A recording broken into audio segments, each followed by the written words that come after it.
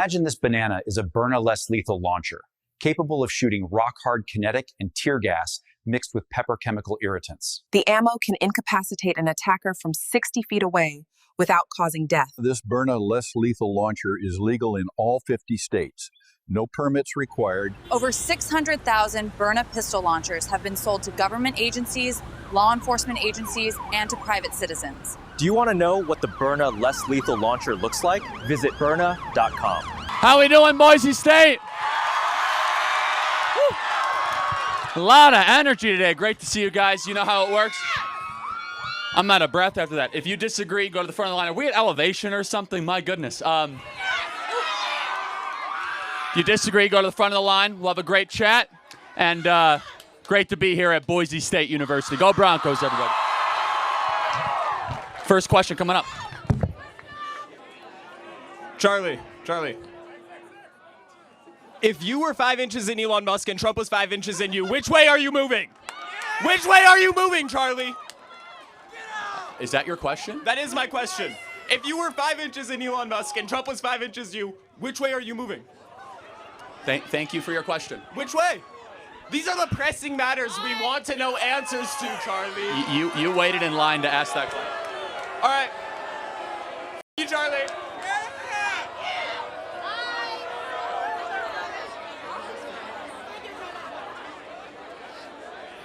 And they wonder why they lost the popular vote in November, right? They have these looking things coming up on skateboards. What is it, Charlie? You see, I got another super fan right there. You want to come up here? No, you're too afraid? Got it. Okay, next question. Is that, we got another, that's a sign of endearment in most cultures. Come on up. You got something to say it. Oh, come on up.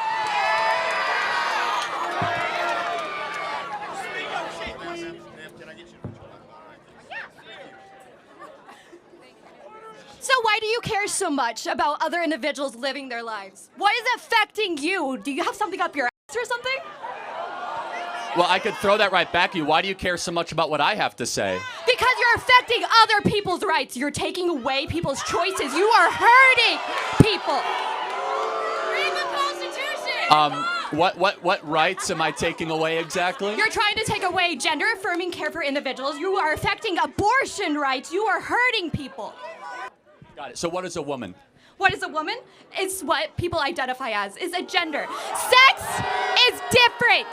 Sex is different from gender. So can anyone be a woman? Yes. At what point do you know you're looking at a woman? Doesn't matter when you are looking at a woman. You don't have to look at a woman and immediately tell. Can you tell looking at a baby what gender they are without looking at their privates? Tell me that. Sometimes. Sometimes. What about that baby is different? But hold on. By the time they're 6 months old, you can actually tell a young boy tends to gravitate more towards balls and remotes. That's because of gender affirming. That is convincing individuals at a young age. You are socializing, putting them in situations where they want certain different things. Let's look at...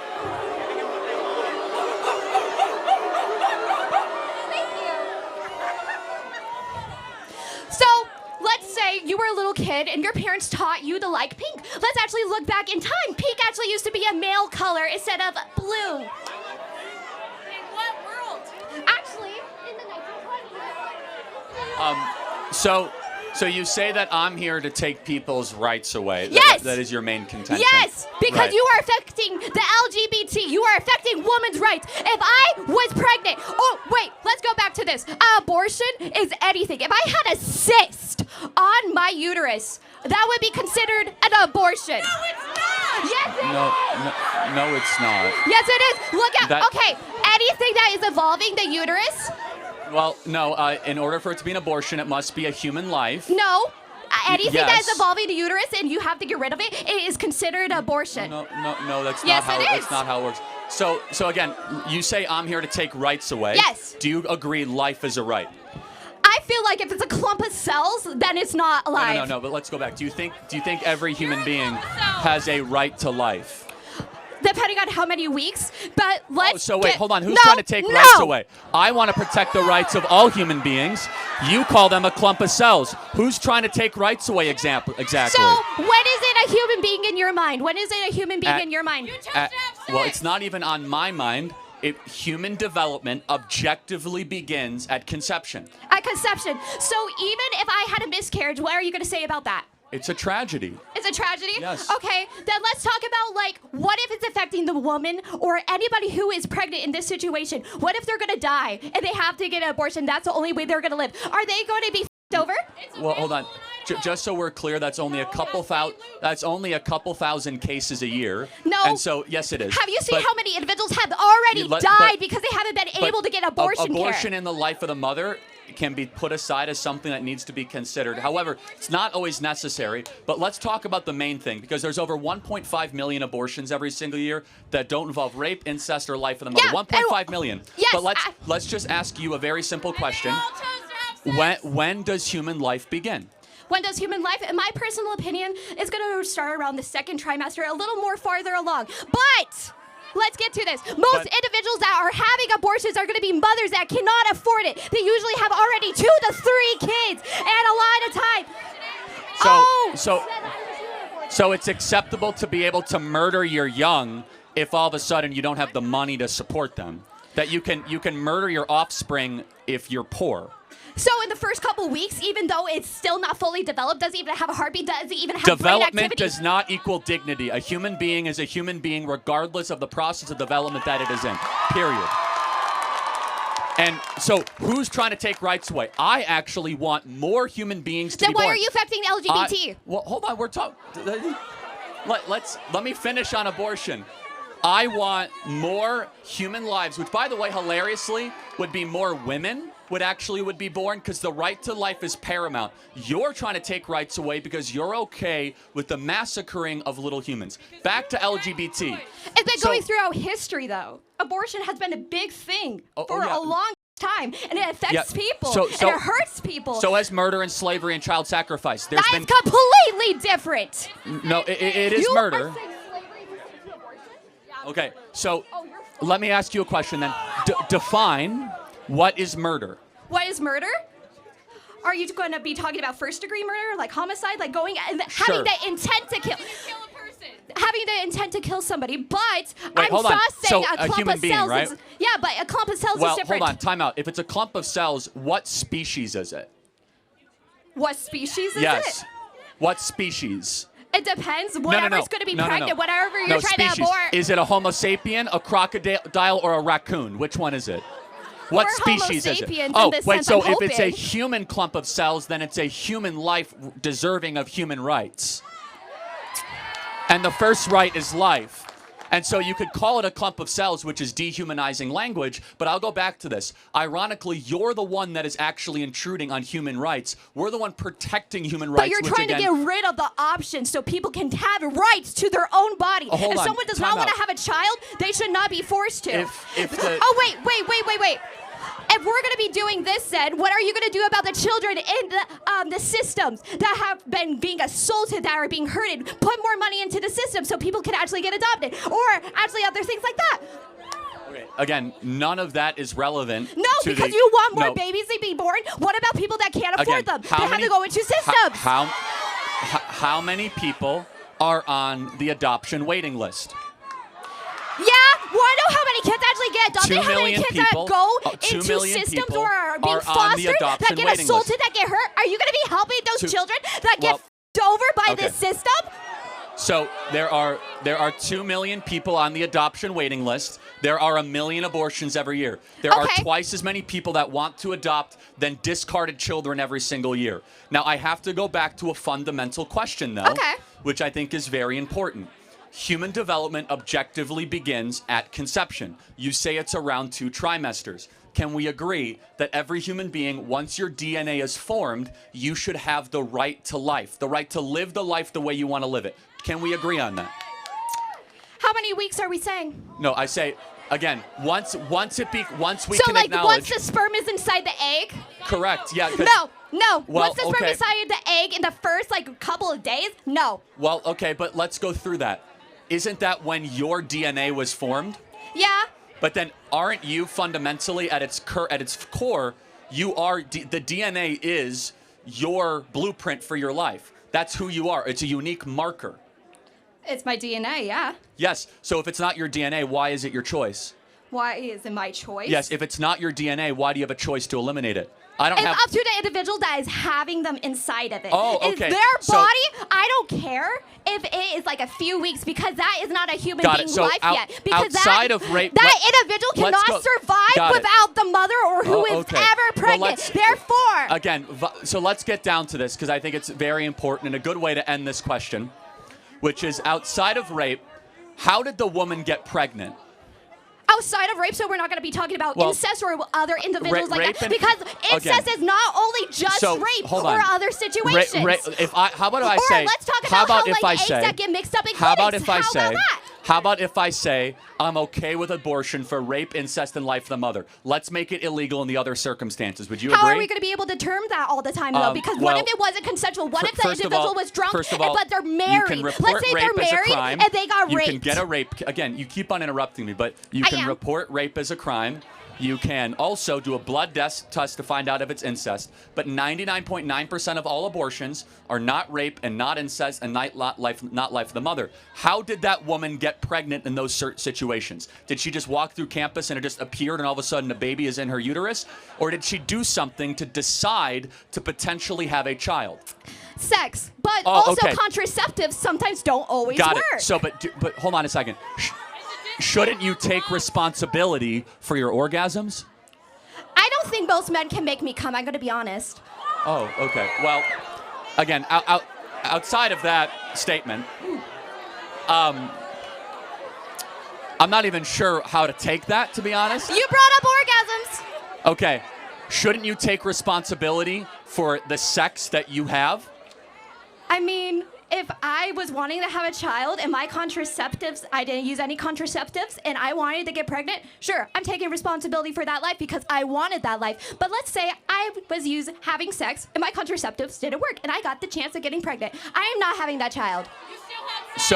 But you still decided to have sex. Yeah. And again, our opinion, when you go and decide, having sex is not something you need to survive. It's not like showering or eating or shelter. You can live without having sex. You can have a little bit of self-control. If you decide to go have sex, you should understand you play certain games, you win certain prizes, which might be another human life. And it is the most... I don't want to f*** up another child, though. Hold on a second. Then don't go have sex. No. Oh, so you understand how narcissistic that is, that I want to keep on having fun, and if I have a human being and oopsie daisy, I'm going to eliminate that other human being because I don't want to have the human being, but I want to keep on having free sex. How is that not the most narcissistic worldview that one can possibly espouse? It's narcissistic that I want to have sex with another consenting individual just because I don't want to have children. I feel like a lot of people in the world have sex. I think a lot of people make money off of having sex, and they don't want to have children. I feel like it is something that everybody do. A lot of people have sex just for pleasure. Just because a lot of people do it does not make it right, number one. Number two, again, fundamentally, your view is I'm going to do whatever I want to do, and if it creates another human being, so be it. Sure. Do you have sex just to have a baby every single time then? Or are you doing it for pleasure? I am married and we have 2 kids. Yeah, so we're pretty good but at it. I'm assuming that you have had sex more than twice in your life, again, not just I'm not to have the babies. give you an inside look into my sex life, but you're doing it for pleasure, not just to have kids. Well, again, we actually always do it with God's trust that if we get kids, it's a blessing, okay? And we do it in the marital context.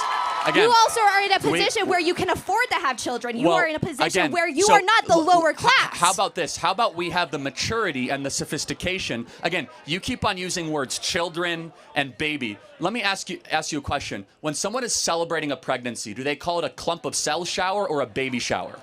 That's also when it's already been past those weeks. Oh, so it magically gets pixie dust. You're a human being now. No, because it develops. Oh, exactly, because it's all around the spectrum of human development, and human development starts at conception. Yeah, is it going to be completely developed at the first week? No. So You're it's not it's completely still... developed right now. A lot of people Yeah, I'm aren't not gonna be completely complete. developed. I mean, Where you're never gonna be but I mean completely that. developed. It's like you are not completely developed at age 30 or 40. The spectrum of human development keeps on going when you go deep and deep into your life. The question is the most important question: when does that journey begin? That journey begin. Like, when did your process of development begin? My process of development? Yes. Yeah. At conception. Every person in this audience, your life started at conception.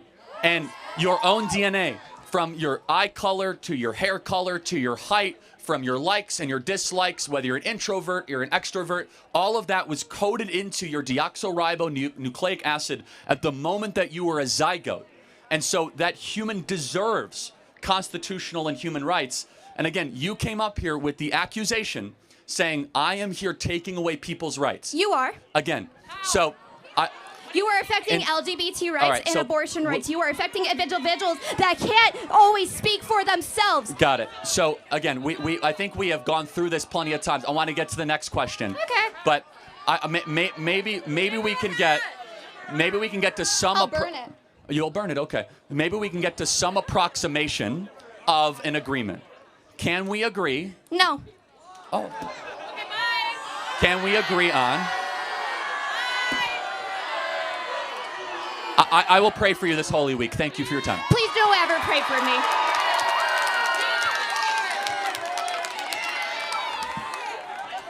All right. Very lively campus here at Boise State. Oh my God, I love it. It's good stuff. Disagreements can go to the front of the line, or whomever wants. Yeah, anyone? We got some other? Hi, Charlie. Nice to meet you. I'm Tyler Feely. I got the most anticipated question of the evening today. Do you think Ashton Genty was robbed of the Heisman? Yes. Yes. Travis Hunter did not deserve the Heisman. It's true. I just speak the truth. Yes. I just speak the truth. Hey, love you, Charlie. Can I get a MAGA hat, Yes, please? absolutely.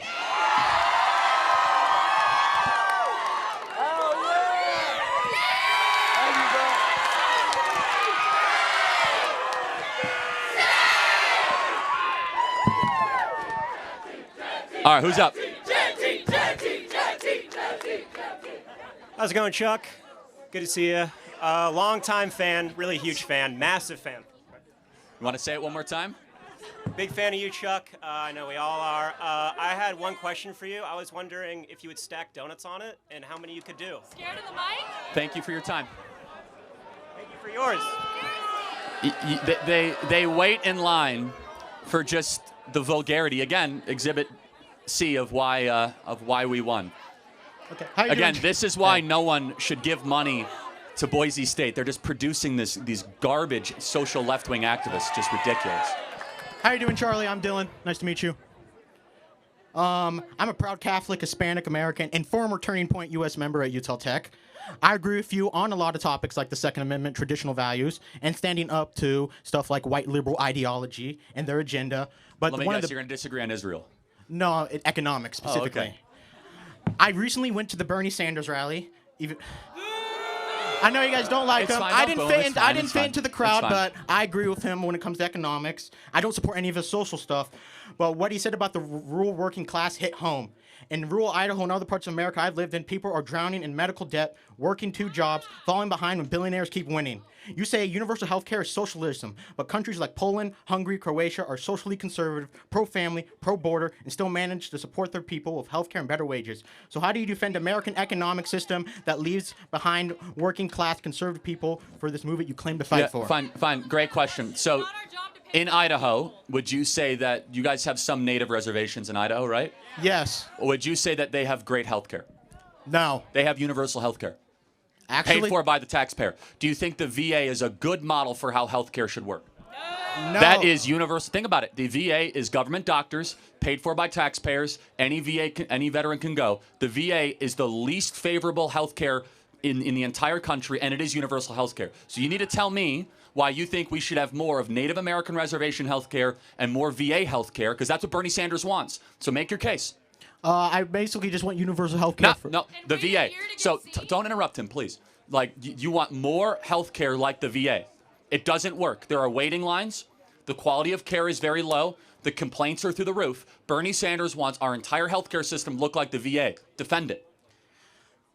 I'm just saying that I'm not asking for, like, I know UK and Canada have super long lines in their healthcare system, universal. No, it's not even abstract. I'm talking about the VA is a real American example. It's not about the Canada. It's not the UK. I think it should be reformed. No, forget the reform. The VA has hundreds of billions of dollars of funding.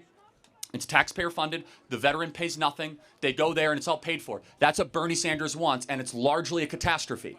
So show me and tell the American people why we should do more of that.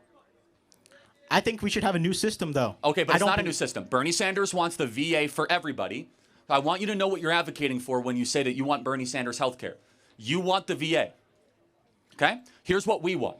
We want, of course, more competition, price vouchers, want the hospital lobby put on defense. But honestly, we want to be able for you guys to choose the doctor of your choosing, to be able to say, you know what? I don't want to have to take 6 vaccines when I walk into this doctor. I want medical freedom.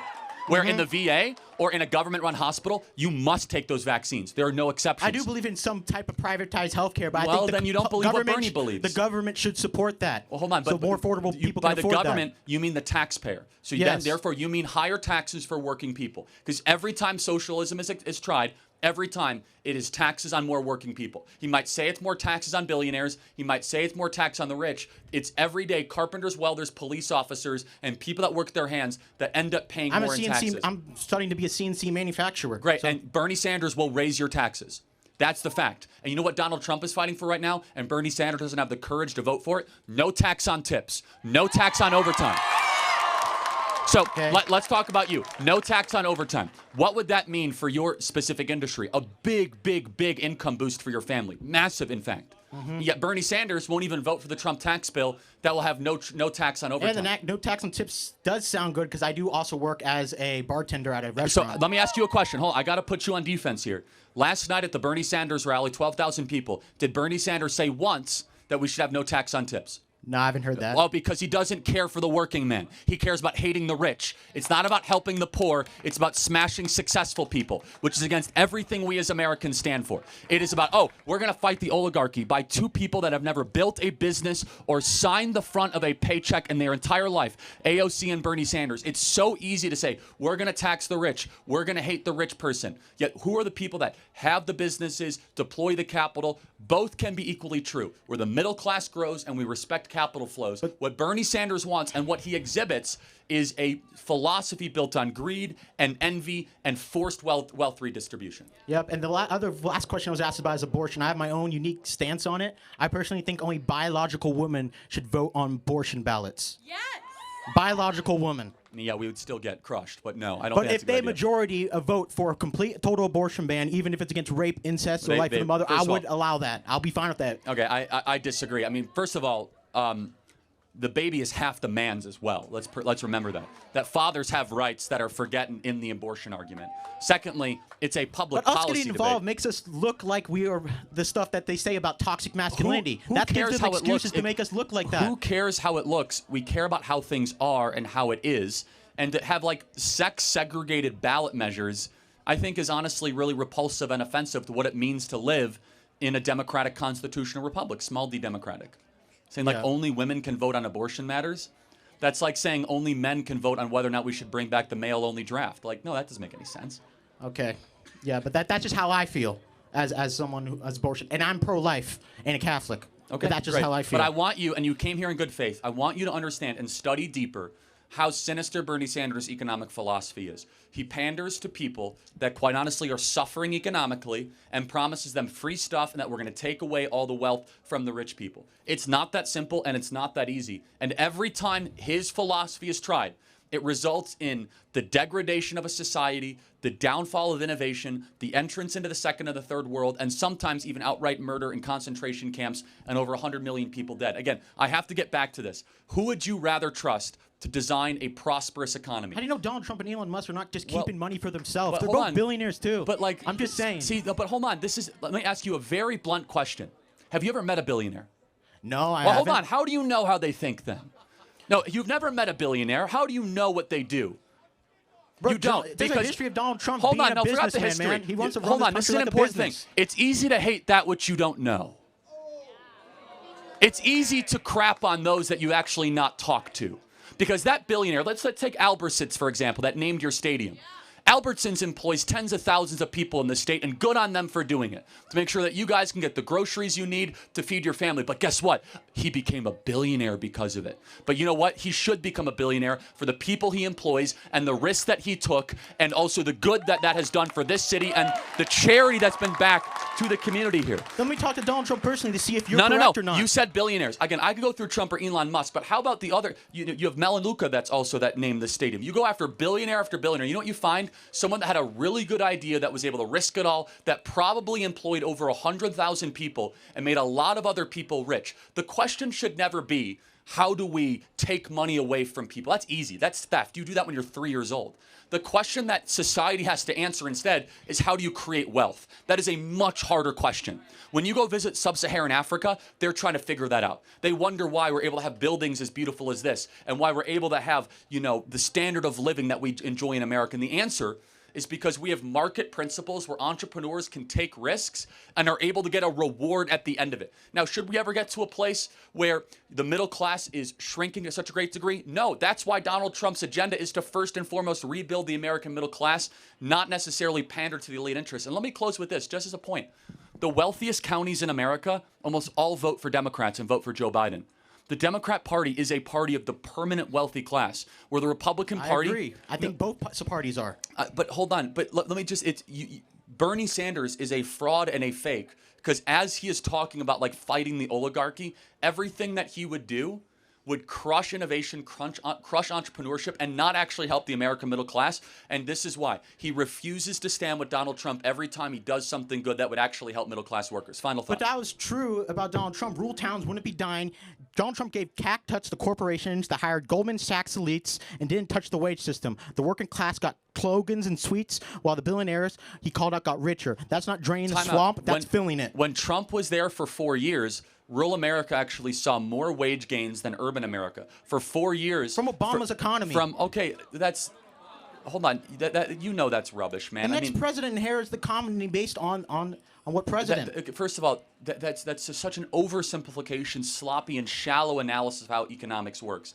But most importantly, and I think you can acknowledge this, is that Donald Trump, what he did in the first term, we saw a blue-collar miracle, a blue-collar boom. The people that worked in manufacture saw their wages actually go up higher than the top 1%. And that is why blue-collar workers voted for Donald Trump so significantly this last election. That's why Trump is doing tariffs on China. Again, no tax on tips, no tax on overtime. And finally, you guys know that gas... the Democrats are super socially progressive and don't relate to the working class anymore. Gas prices... Trump won. Gas prices are going down dramatically, and you guys are going to see... It's still $3.10. I thought it would be $2 by now. Again, it depends on where you are in the country, but as far as West Texas oil crude, it was at $75 a barrel almost a week and a half ago. Now it's near $55 a barrel. I'm not sure where it is today. But let me just kind of close with this. It's easy and tempting, and I want to just caution you, because you're a Catholic and a man of faith. I want you to pray about this, and I want you to think about this. It's tempting to want to believe in socialism.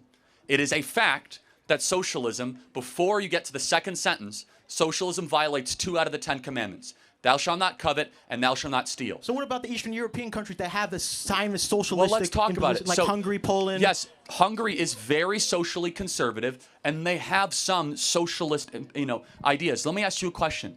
Can you name a single Hungarian company? I don't know any Hungarian companies. Can you name a single Hungarian entrepreneur? Not I've heard of. Can you name a single Polish entrepreneur? No, because I don't live in Poland. No, hold on. But you can name Chinese companies and Japanese companies and Korean companies. The point being is this. Be careful when you indulge in the cheap money of socialism. Because all of a sudden, you don't become very innovative.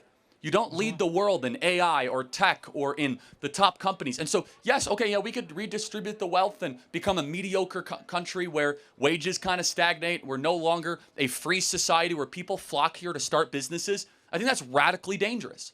I think it's radically dangerous for us to compromise on a bedrock of mediocrity. There's some things Hungary likes that I do. There's something Poland likes that I do. But socialism at its core is this belief that the state will take care of you. We as conservatives believe, first and foremost, the family takes care of you, and then the church, and last case necessary, then the state. Have a great Holy Week. Thank you for your time. Appreciate it.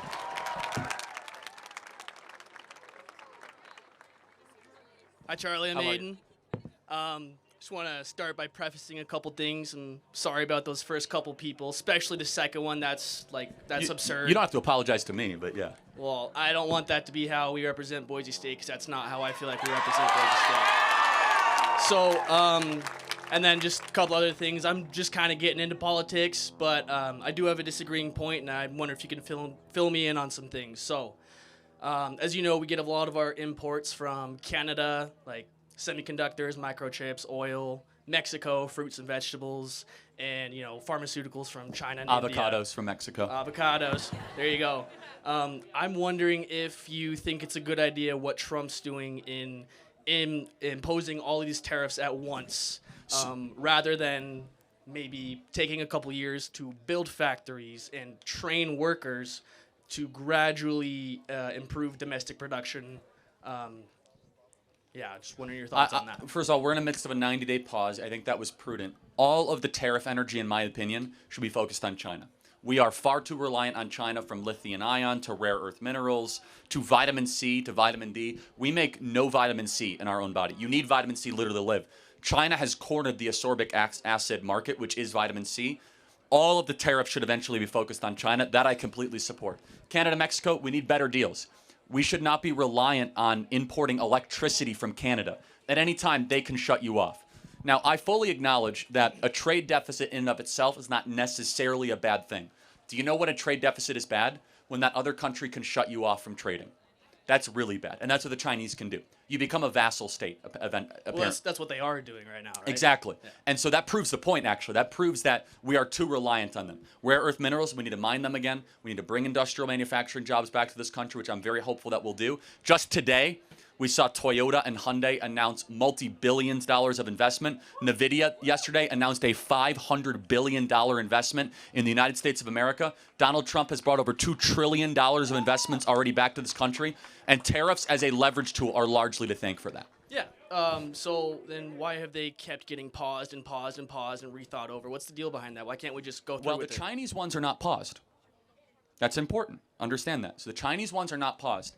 The other ones are paused because the strategy, as we are now learning, was a shock and awe strategy to get people to the table to show Vietnam, Japan, and South Korea. Those are the three big ones, in particular, that we mean business. Now, why does Vietnam matter? Vietnam matters because so many thousands of jobs, millions of jobs left China and then went to Vietnam as a way to try to weaken China.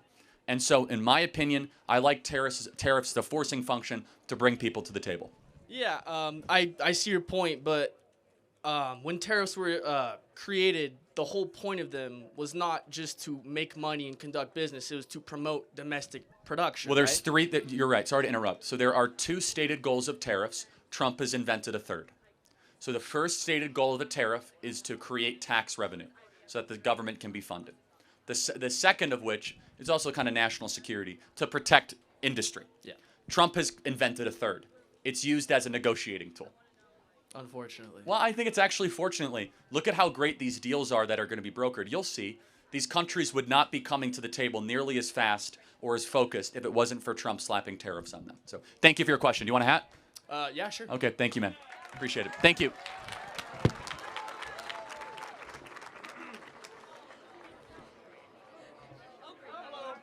Hi. All right, no problem. Hello, Charlie. I am Miles Humphreys from Venice Beach, California. Yes, I am Satan incarnate of Idaho. But personally, for me, I don't really identify based on state lines. I identify myself as an American. And that shows just how, personally for me, how we are very inclusive in nature, based beyond dividing lines of states, but rather the dividing lines of a nation. I believe in strong borders. I believe in borders and the natural right of their such. Tribes have established it in the nature of social organization.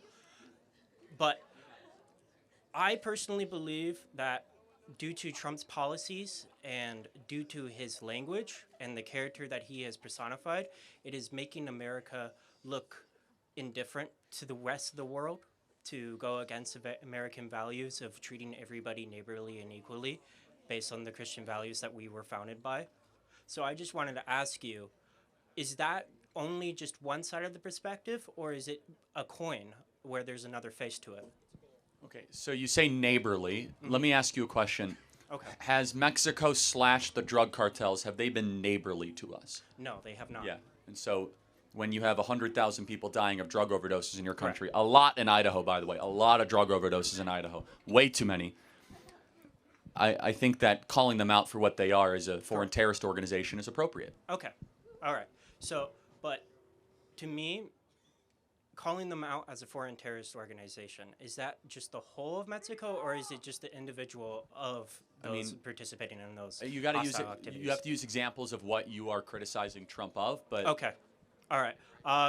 Personally, for me, I am criticizing his policies with tariffs. I believe it is important to bring back the economic capabilities of the United States and bringing back manufacturing, but I believe that due to his very blunt mafia tactics of just come to the table immediately, that it creates an unfair persona of American diplomacy. got it. Okay, so what persona? Let me ask you a question. I think I have a good question for you. Okay. Were you more comfortable with Joe Biden's persona? No, I was not. How about Obama's? Obama, I don't know the man. I was too young. What persona are you comfortable with the president having? Personally, for me, I just feel that a cult of personality is what a president needs, and definitely Trump has that. But it rubs people off the wrong way about the personality that he possesses of being a strong man, something like Theodore Roosevelt and sorts. So yeah, I won't say we have disagreement. Let me just tell you my opinion, then we'll get to the next question. Okay. I think it's time that we actually have a strong man as Okay. an American president, All not right. whatever Joe Biden was. And we need someone that acts with energy and spirit and vitality. I mean, we had Joe Biden that wasn't even a functioning human being the last 2 years as president. Correct. And I think a president that is willing to push the boundaries for the United States of America is exactly what we voted for in major numbers in November. Okay. Thank you for your time. Appreciate it. Thank you. Okay, disagreements, guys. Yeah. You got your own camera guy. I do. This is my friend Sam. You say college is a scam, so I drove 4 hours here just so I could debate you on this. I've been in school for 4 years, majoring in English, and my education means a lot to me. I've put in a lot of work to be here. What school? University of Utah. Okay, cool. And so I find it extremely disrespectful for you to say that college is a scam, not just to me, but everyone here that's also going to school. What's your favorite Charles Dickens book? That was like Push For, like I Come For, like that's like all around there. No, tell me which one? The sixth one. I can't hear what you're saying. Just like the one like with Bushmere. Oh, okay. Yeah. So how about your favorite Jane Austen novel? Oh, I don't know who that is. Jane Austen? You're an English major. Yeah. Well, it's like I Come For, so it's like with my what's dad's your tuition. favorite? I'm gonna give you another chance. Okay. What's your favorite Jane Austen novel? Harry Potter. You've been there for 4 years? 4.5. Well, I have one more question.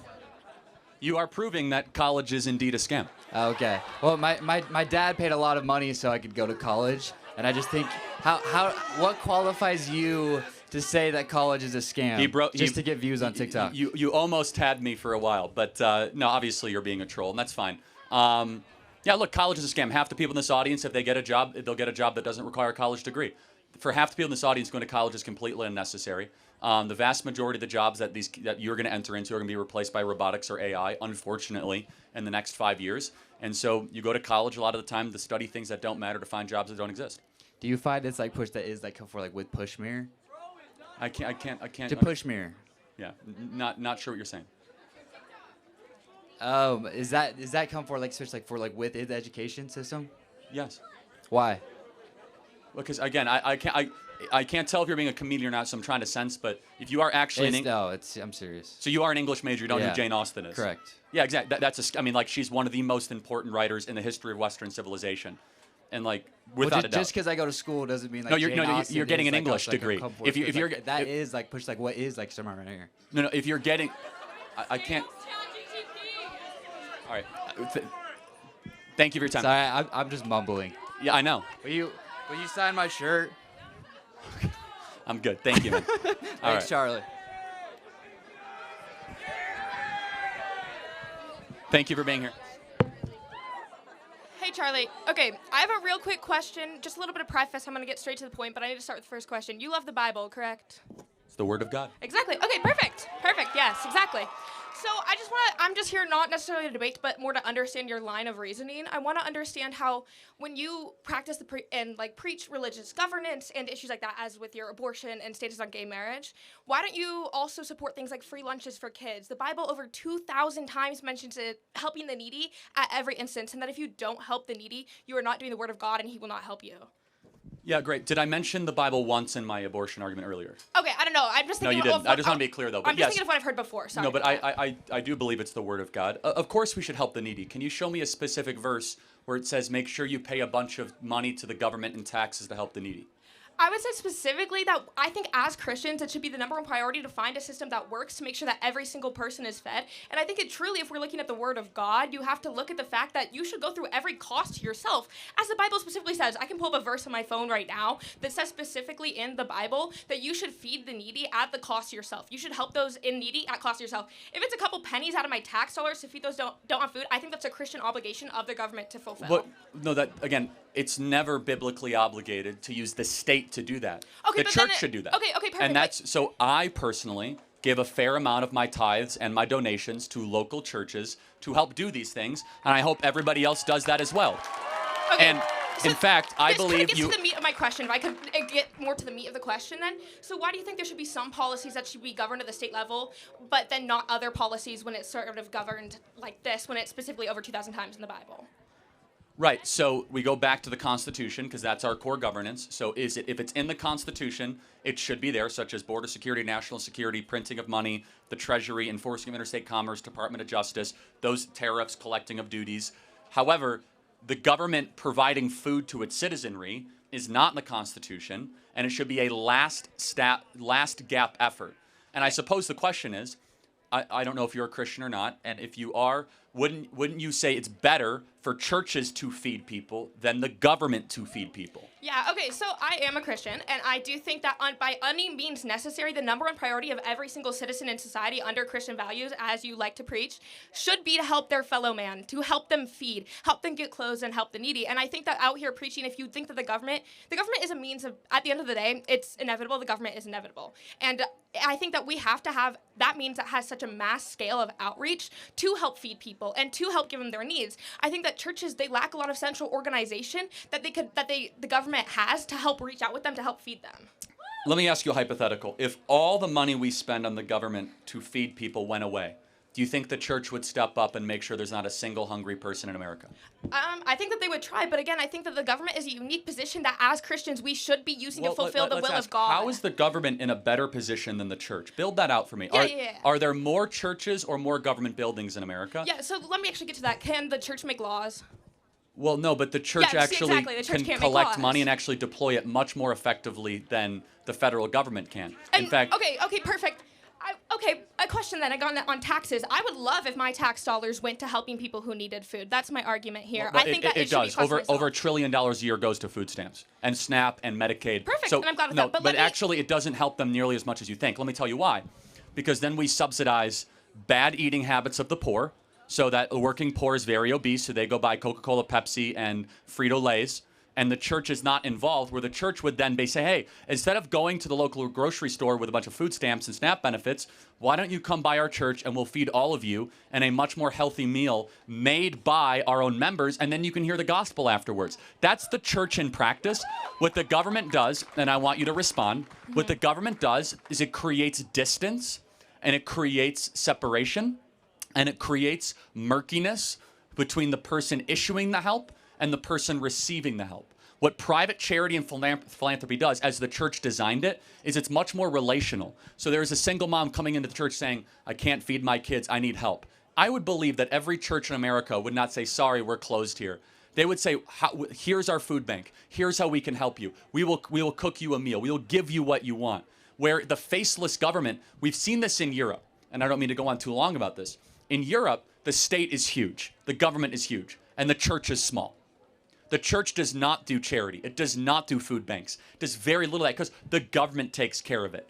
I actually think that's deeply unhealthy. I want a small government and a big church where Europe has a big government and a small church. Okay, I have a few key arguments against that. Just one quickly, I think that people, despite like their monetary status and like where they stand in society, like monetarily, I think that they should be able to choose what food they get to some extent at the grocery store. But also too, on that, like unhealthy food is substantially cheaper than good food, so that's also kind of that situation that Not you're as much pointing as out. you think, but yeah. But it is cheaper at the end of the day. If they're pinching pennies, then ultimately they're going to weigh a cost of 50 we do cents not, less. just I have to interrupt you. Just so we're clear, we do not have a starvation crisis in America. I would say that I think that we there have an are a lot of obesity problem. issues with it. I think that the thing is we don't have necessarily starvation crisis, but we have a mismanagement of resources to the point where kids are going hungry. I'm not sure the exact rate, but they are going hungry. 10% of kids claim food insecurity.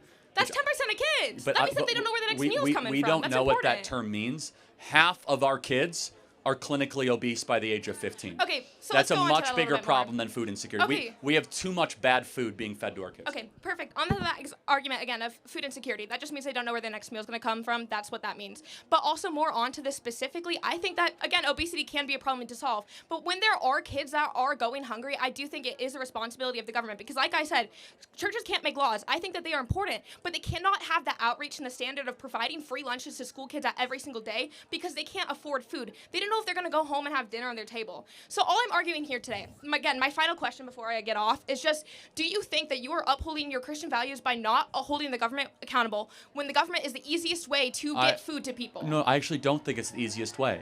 I think that private charity, individuals helping individuals, is the best way to offer help. But is that working enough right now, or should we have a system to give free lunches to kids? We do. That problem is you're actually living in the big government era, and it's not working. We spend hundreds of billions of dollars on your desired objective. We have food stamps. We have school-supported lunches.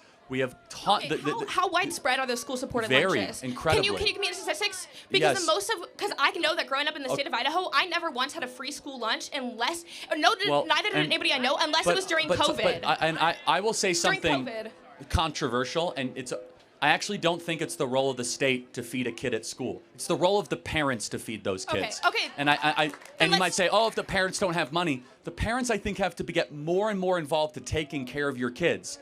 And the more the state grows into that realm, the smaller it actually makes the American family. Final point. Okay, one quick follow-up on that. I think that specifically, parents are often struggling. They often give up their own meals to give to their kids. But hang on, let's move up to this. That's a beautiful thing. It is. Okay, exactly. Now let's move, but they shouldn't have to. They should also be able to get food themselves. I think that the key argument here is that they need to be able, because the government has so many resources to provide food for people, and I think that if you are up here and that your religious values, I know that you're against gay marriage, and often that's by your religious values. So I would say that specifically when we look towards issues like that, if we're going to have some religious governance, you have to do what the Bible says over 2,000 times and provide food to the needy and help heal the needy. Yes, and we do. And what I'm saying, though, is that it has been proven to really not work very well.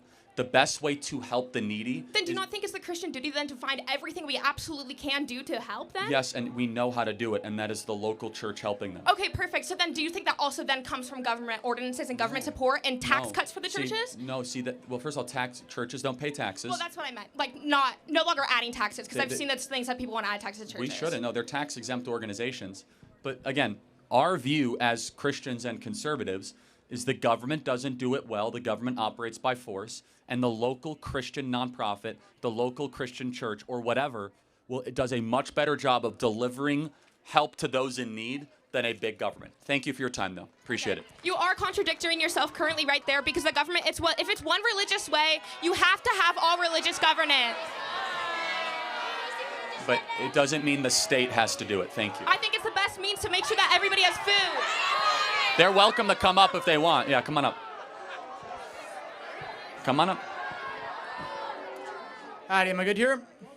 Cool. Yeah, thanks for coming out. I'm really nervous, so sorry if I stutter at all. Yeah, thanks for coming out. My question is about the events surrounding the first impeachment trial of Donald Trump. I think the thing that makes America really special is, the phone call, events surrounding that, I think the thing that makes America really special is that we were founded on liberal democratic values and that we have a model for liberal democracy better than any other country in the world. I didn't vote for Donald Trump in 2024 because I think he has a fundamental disrespect for liberal democratic values, and I think that was reflected really well in the Trump-Ukraine scandal in 2019. Would you be willing to talk about that? Yeah, briefly, people don't even remember that impeachment. I mean, there's usually much more pressing matters than the 2019 impeachment hoax. But yeah, I mean, well, first of all, I don't want to spend too much time on this, but America was actually not founded on liberal democratic values, so we can debate that. It was actually far more of a small c conservative, classical view of government. Just to clarify, I don't mean liberal as in like the liberals. No, I understand. You mean enlightenment, you mean reason. I got it. Yeah. It's actually, it's a blend. There's some elements of that. There's also some more elements of small c conservative, classical doctrine in there. But we could put that aside. Yeah, I mean, but separation fine. of Why don't powers, you, right? as quickly as you can? I know you said you're nervous. It's fine. Yeah. State your case of what you think. Why you think Trump's 2019 phone call was a disqualifier. So I think not just the phone call, but the events surrounding the phone call. That he suspended congressionally approved aid explicitly in an attempt to coerce a foreign government to investigate a political opponent and the DNC servers. I thought that was contemptible. I also thought that the cover-up afterwards was really bad, and then I thought the refusal to comply with House Judiciary Committee subpoenas was really condemnable. I think all of those things reflect bad on our democracy. Okay, well, we're not a democracy, we're a republic, but it's fine. It reflects poorly on our constitutional republic. That's the reason you didn't vote for Trump? I mean, like, that's... Yeah. Okay, I mean, was he... one of the Was he reasons, convicted of the impeachment? No. So he was acquitted? Yeah. I mean, the Government Accountability Office found that what he did was illegal, right? Freezing funds. Again, presidents freeze funds all the time.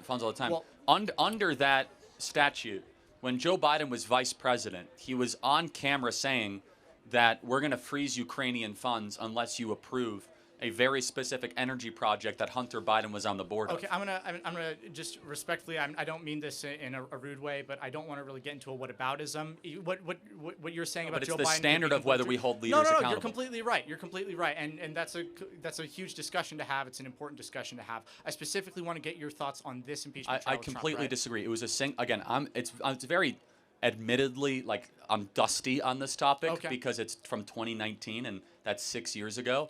From what I remember, it was a singular phone call that Trump had with Zelensky that was probably illegally listened to by Eric Cimarella, the whistleblower from the intelligence community, that then probably illegally leaked it to the House Democrats. And the contention was that Trump was holding up aid for political purposes. Yeah, I see no such evidence of that whatsoever. Trump actually gave a lot of aid to Ukraine back in 2019. Right. Again, and let's just make this the final point because the audience isn't tracking with this. Okay, could I just make one more point? Yes. Is that Mick Mulvaney actually said explicitly that the reason Trump instructed him to block the aid to Ukraine was so that they would investigate the DNC server conspiracy and Hunter Biden's business dealings in Ukraine. Okay, I'll have to go back into my memory more to think about that. All right, thank you so much. Thank you for your time. I exit this way? Whichever other way. Okay, gotcha. Thank you for the respect. Thank you. Hey, is my voice well on the mic? Oh.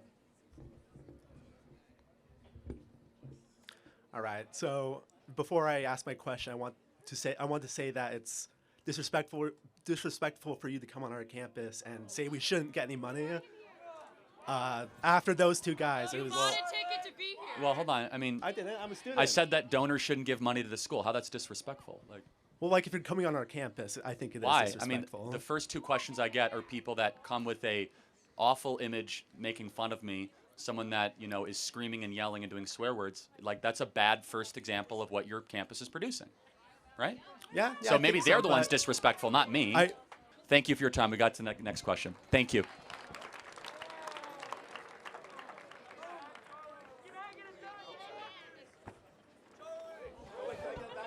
You guys got to be on your guard. You guys have been getting a little sleep.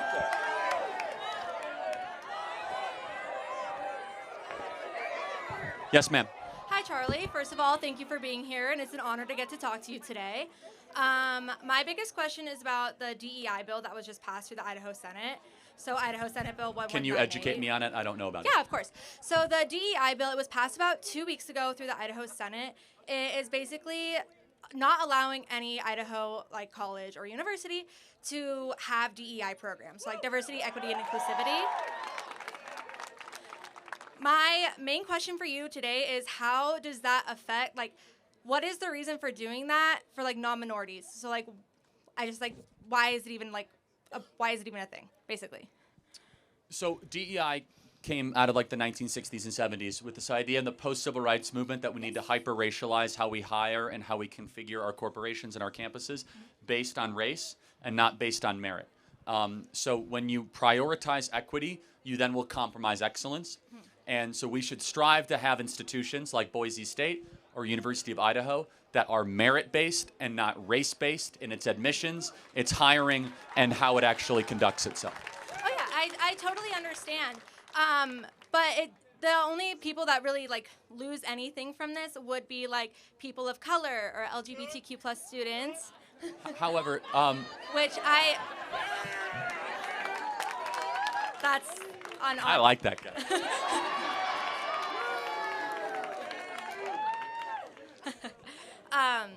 But how I obviously understand merit, but and I obviously can even understand defunding these programs.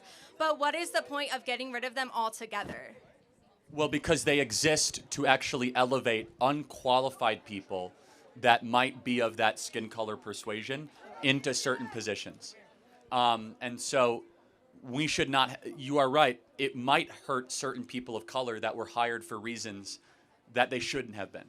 And so, however, a very qualified black individual or a very qualified Hispanic should not be faced by DEI because they will be able to be judged on what Martin Luther King said we should be, the content of one's character, not the color of your skin. Yeah, I can totally understand that for sure.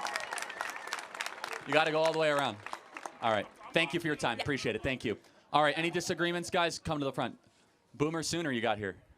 What? Yeah. That's good? You got to show us your hands, though. Okay, yeah. Sorry, we have had weird people, as you can imagine. Of course, yeah. Get a couple death threats, so yeah. My name is Dre. Nice to finally see you after seeing you countless times on my TikTok. Basically, you were talking about abortion and the rights of life earlier with this one girl. And basically, why would it be such a problem to change? Why would it be such a problem to change the right to life after birth? Sorry, I was interrupted slightly. Yeah, Can you repeat that, though? Yeah, just go ahead. What? No need to touch the mic. Just repeat the question, yeah. Why would it be such a problem to change the right to life after birth? What do you mean by that? Well, because if you're saying if right to life is before birth, then why can't we change the right to life after birth? It would cause all the problems of legalization of abortion and the arguments between them, and then also it plays into many factors. I'm not tracking. Can you? Yeah, so change the right to life till after birth? Yeah. That's our current laws right now. Then why would it be a right to life for an abortion? How could you make an argument against that if it's after birth? No one's contesting that. Yeah. Our perspective is that it's a human being all the way through the cycle of development. Is a human being all the way through the cycle? But you said right to life after birth. After birth. So why would it be murder before? You're a human being before and after birth. That's our contention. What? That doesn't make... Well, right after. Well, you're a human being regardless if you're born or not. If you are in utero at 2 months, you are still a human being. Okay. And then also I think that legalization of abortion would be highly beneficial because you can think about the cost of raising a child, bringing that child throughout, adoption, all of that like that. And then... Hold on, guys. And then, however, the cost of abortion will be a lot less. And then even in this crowd, there are people like before where they're saying hypocritical comments about keep it in your pants, do all that. Which you should, yeah. Yeah. Still, yeah, you should. You should. But you can't control, just like you said, it's nature. You can't control millions of people who have lived 50 years of life who are voting on these topics highly hypocritically. Yeah, I'm not tracking totally what you're saying, but you said abortion is beneficial. I mean, we've had abortion legalized in this country for 60 years, about. Has it brought down crime? Has it been beneficial? I mean, if you're comparing it to the cost of raising a kid and seeing people that are lives that... I mean, I got to be blunt, man. What you're saying is it's okay to murder a human being just because you might save some money. That is the argument you're making. Well, I've also said that right to life after birth, like, people are okay to make their own choices. But, like, you aren't, I'm not tracking what you mean by right to life after birth. I have no idea what you're talking about. Well, why not? Because you're not... I'm just not understanding what you're saying. Like... Well, I'm saying that abortion should be legalized, and that it will is cause these... right. Abortion is legal in almost every state in the country. Yeah, and because of these benefits, like, it should be legalized. Like, you shouldn't try to illegalize it. Okay, I have a different position, obviously. So Yeah. when do you think human life begins? Well, I said after birth. So after birth. Okay, got it. I mean, that's an insane position. I mean, when a baby's at 34 weeks and responds to its mother's voice, has a heartbeat, has brain waves, its own DNA, and can empty its own bladder, of course that's a human life. I mean, self-evidently a human life. Okay, I'd be able to compromise before that, and if it's... You see how quickly, though, I have to point you out, though. See how quickly you can compromise? Like, oh, and actually, maybe it is a human at this level, and then at this level. Why and is compromising such a problem? Well, because you're admitting and acknowledging that maybe it is a human being, which goes to our entire argument. Human dignity goes all the way back to conception. So eventually we just march ourselves back on the timeline to its original point of creation. But what about the benefits and non-benefits? Can you tell me about that for abortion? The benefits? Benefits and non-benefits, yes. Benefits. Oh, I mean, like, let's play this out. Pros and cons, yes. So do you think that if a mother found out that she was going to have a low IQ child, she should be allowed to have an abortion? If she has the choice, yes. She has the choice. Do you think if a mom found out that she was having a girl but she wanted a boy, should she be able to have that abortion? There are plenty of people that should have that Yes choice. or no? Should that be legal? Should sex-selective abortions be legal? Yes or no? Okay, I guess I don't have an objective position on abortion, but you can't, like, if people can just lie to make up reasons anyways. Again, it's actually against the law to do it. How about this? If you find out you're having a Down syndrome kid, should you be able to have an abortion based on that information? I guess not, but that's not really against, like, the topic. But your answer just changed from yes for low IQ, but not okay for Down syndrome. That's weird. Why did it change? Okay, then I can just take it back, but, like, still, like, that's, like, not... Again, I'm going to get to the next question. It's respectful. You haven't thought very deeply about but this. that's not the point of the topic. I was asking about the pros and cons, and then you asked There are no pros. Okay, what I'm getting at, though, there are no pros to mass murder, okay? Why are there no pros to abortion? Because it's mass murder. It's like, were there pros to the Holocaust? But the Holocaust and abortion is not even close to You're the right. same thing. Abortion's been much worse in this country. A lot more babies died than died in the Holocaust. You're right. Yeah, but there are also instances in life where How are they different? No, like, let's walk through it. How are they categorically different? Are they both human beings? Do they both have futures? Were they both made in the image of God? Do they all have souls? How are they different? But how is the Holocaust and abortions different? No, yeah, tell me. Were they both human? Were all the people that died in the abortion and Holocaust human beings? Did they both have futures that were deprived? Were they both made in the image of God? And did they both have souls? How are they different? I guess if you put it like that, but that's just highly subjective. No, it's not. It's objective. Okay, you have a lot more thinking to do. Thank you for your time.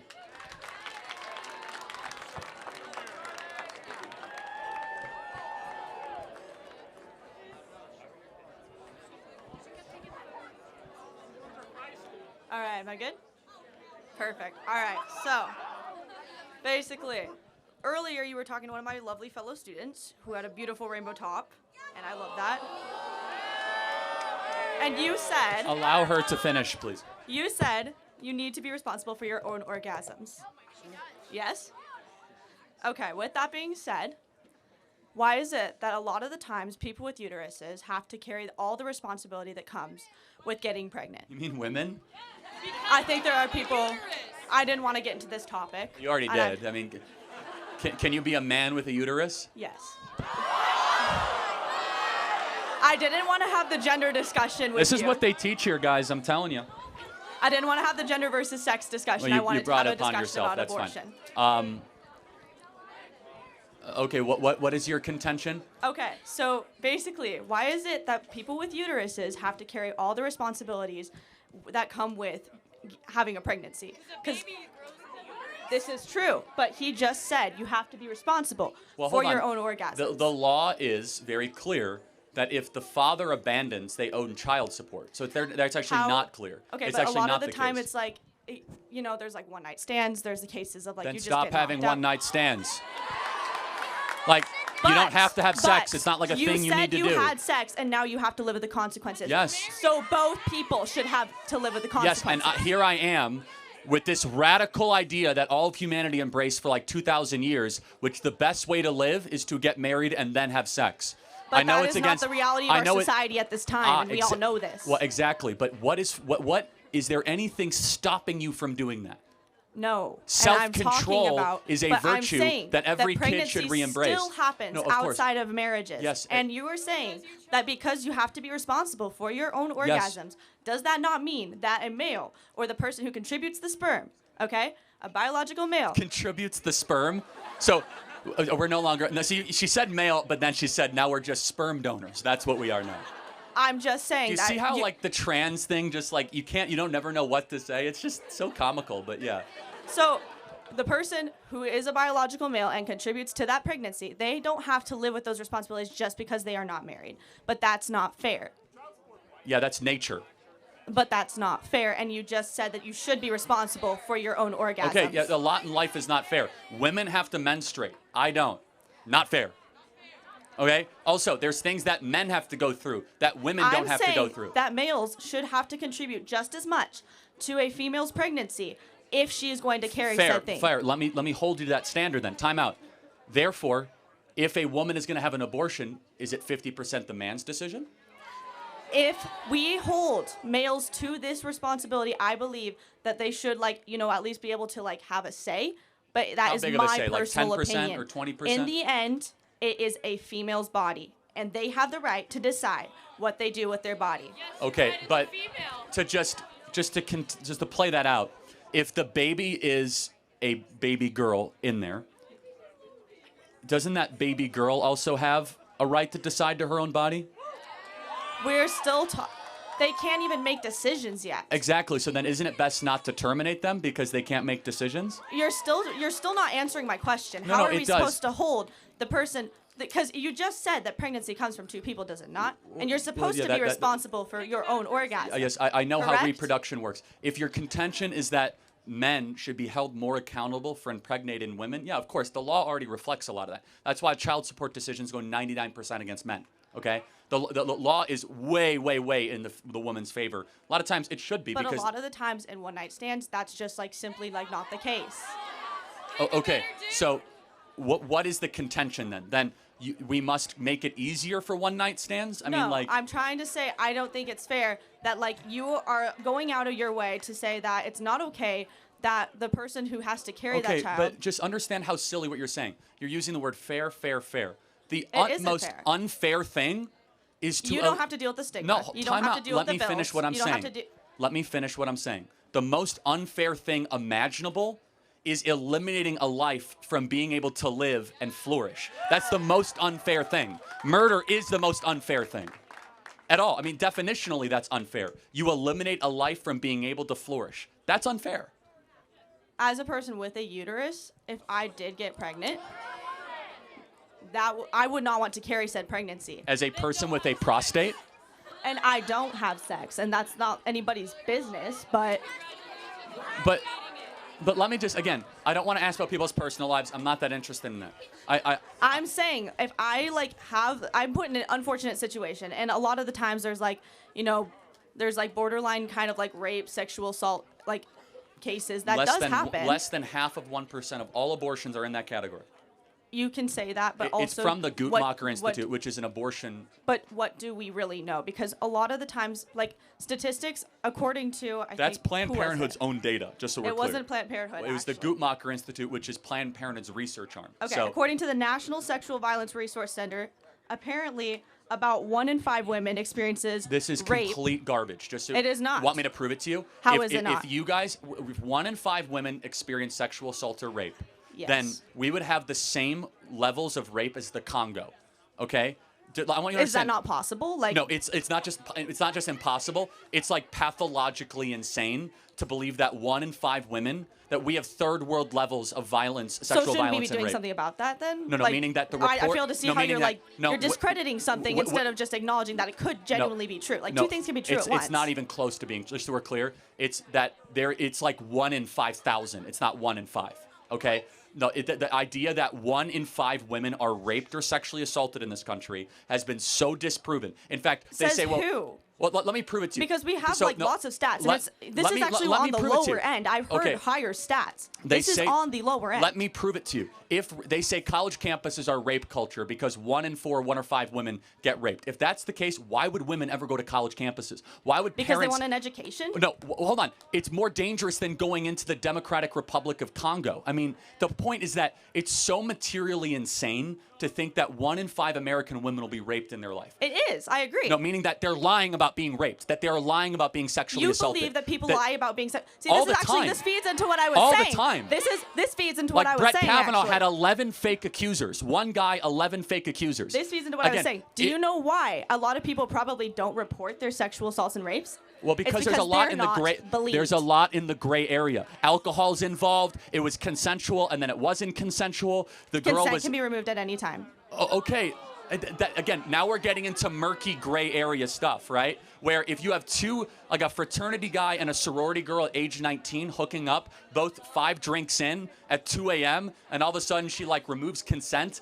Yeah, like that's a murky middle gray area. And excuse me when I She say. still removed consent, did she not? Okay, but again, If he continues to go onward with that encounter, Again, then he is sexually assaulting her. Again, that is such an unfair categorization. Like No, again, it's not. it's very case dependent, but like almost every one of these cases involve a lot of alcohol and a lot of forgetfulness and a But lot what about of other ones that don't? and a lot of late there's reporting. cases of marriage rape, and like people don't report those because of how much stigma there is. People don't. They don't want I'm to. not doubting that rape happens. I'm contesting But I'm this saying ridiculous, that outrageous if you statistic. should get pregnant from these cases, and you said you believe that people should be able to get abortions in No, I cases don't. of rape. No, actually, I yes, said you did. I said yes, let you me did. say. I said I actually don't believe that. I said let me, for the argument's sake, say that. But I actually don't believe I that. thought you said that. You don't. No, of course You don't. not. Because let me tell you You what. would make somebody carry their rapist If child.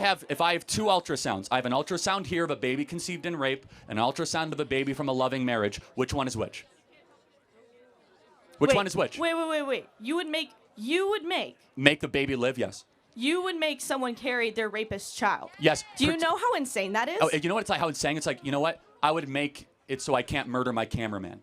You know how insane that is? That wasn't even a pregnancy that they consented to. That isn't even something they consented to in But the again, first place, and you would make them carry that. It's hu- not even like, human rights are they not literally, dependent they on got the their method of rights conception. To their body. Human taken rights two are not- times. human two rights- times. They have to carry that child, human and they were rights- violated in the first place. Do Human you know how rights- insane that is? And then you're going to do a third wrong because of 2 evils. When does that no, always morally what if defensible? you don't want the child? And like, Just because you don't want a human being doesn't mean you get didn't to even murder get that to human have. being. But your argument was based on don't have sex. You can't Yes, and control again- if you are raped. Again, you that is can't control that, and you that know is that. 99.9% of the time, that is the case. Less than half of 1% of the time, it's still a question of human rights and human dignity, of which that human being deserves rights. Let me ask you a question. Somebody in this audience was conceived in rape. Do you know who?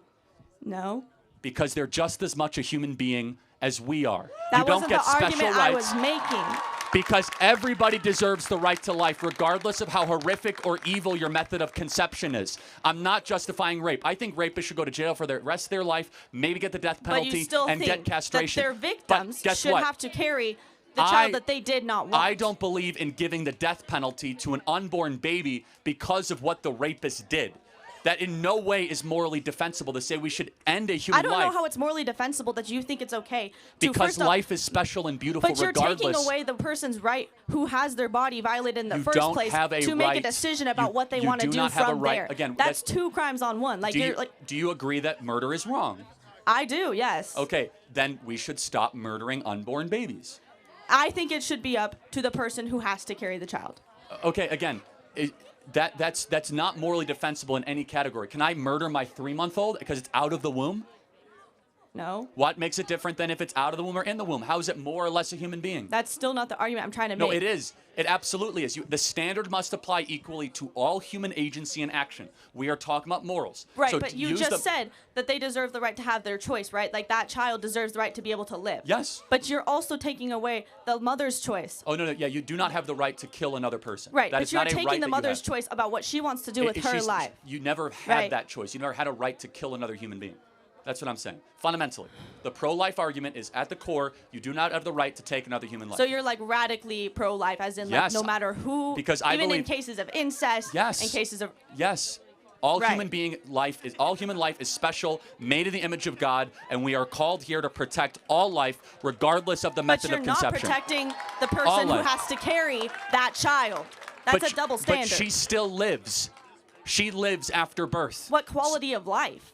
Okay, it's again, not even her fault that is- she got just pregnant. to be clear, that and is now eugenics. you have to have her That moral her entire standard, life changed because that- of something she didn't even choose in the first place. That moral standard is eugenics.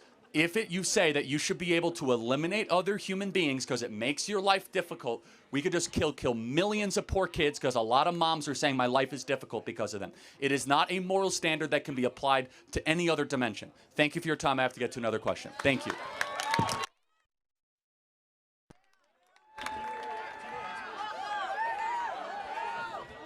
Lakers. Yeah, yeah. My brother-in-law's dad played for them, so we like him a little. Okay, so I know you're a Christ follower, and you were kind of ending your last topic with the death penalty. I don't think there is a justifiable biblical verse section in context where you could justify the death penalty.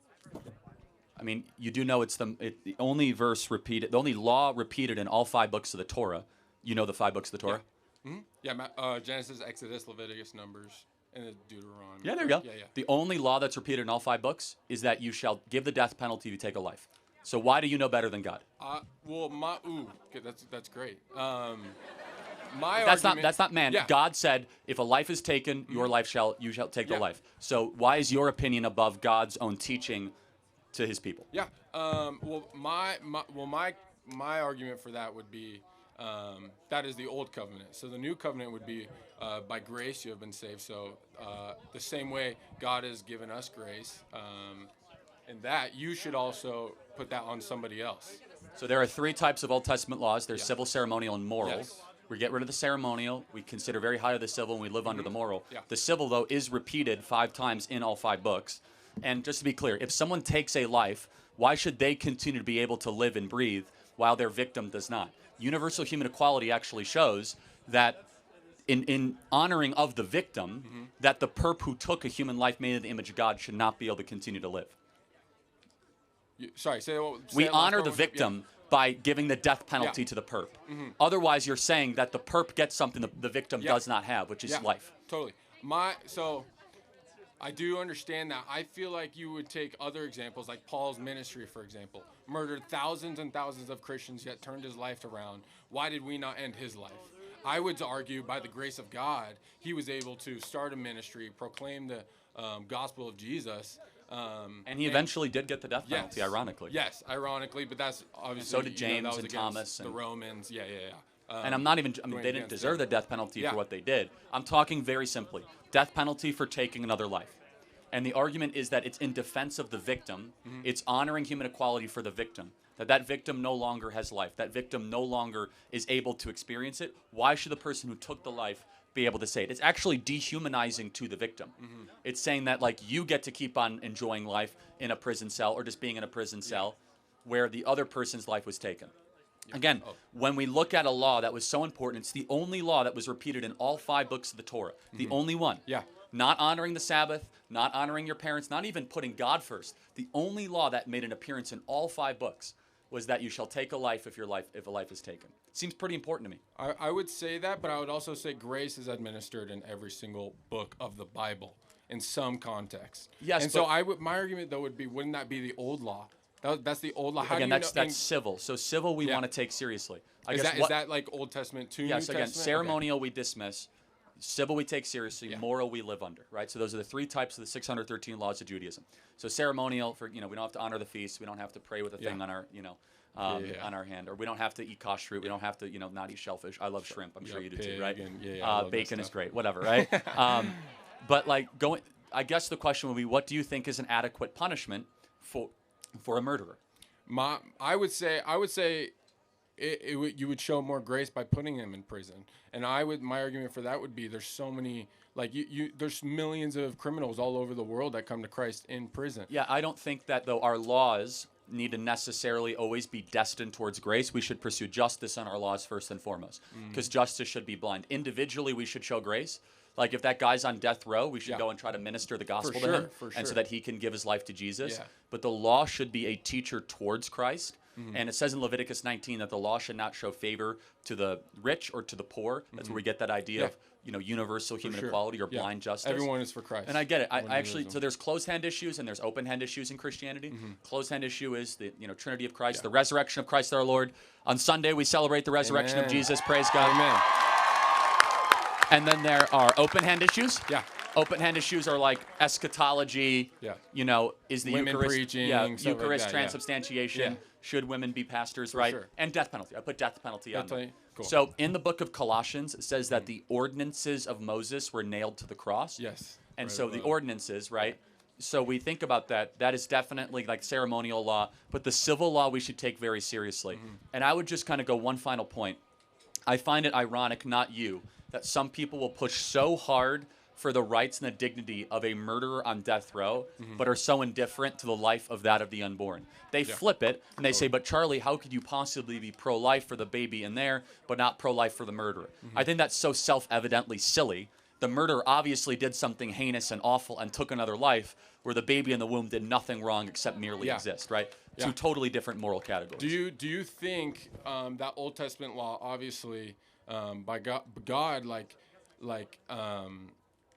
he is before and after, right? And so for us to understand who he is, by having that law in the His beginning, character, yes. By having that law in the beginning, it was to for us to understand his grace, his power, his mercy, and it's everlasting. And so I would say that was in the beginning. I wouldn't say, obviously, I wouldn't say I'm a master in this. No, it's fine. And the best argument against me, against my position, because I know all the arguments pro and con, is that why didn't God give the death penalty the first murderer, Cain? That's the best argument against me, right? The best argument for me is God repeated it 5 times, and when he explained it, basically, in the verses we know, is that human life is so sacred, it's so precious to God, that when a life is taken innocently, that it says that the ground cries out and shrieks. It's all the future generations that never were to be.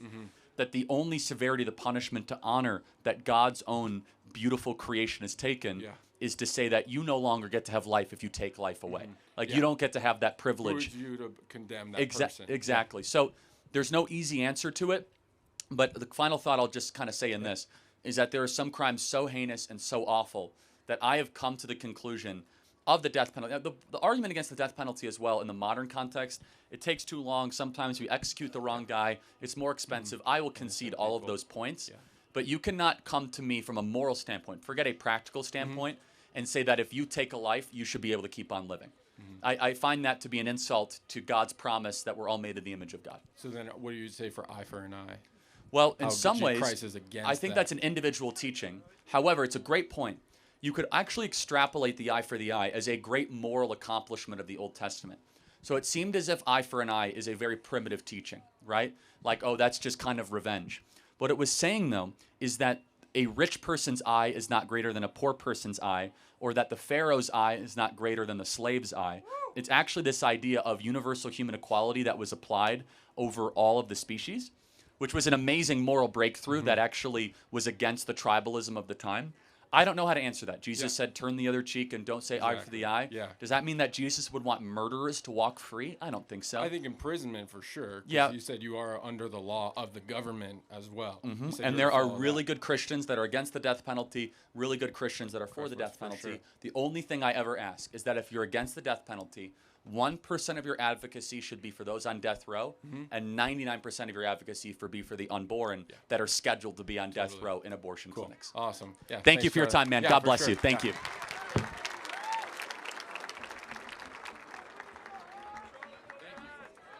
wants some hats?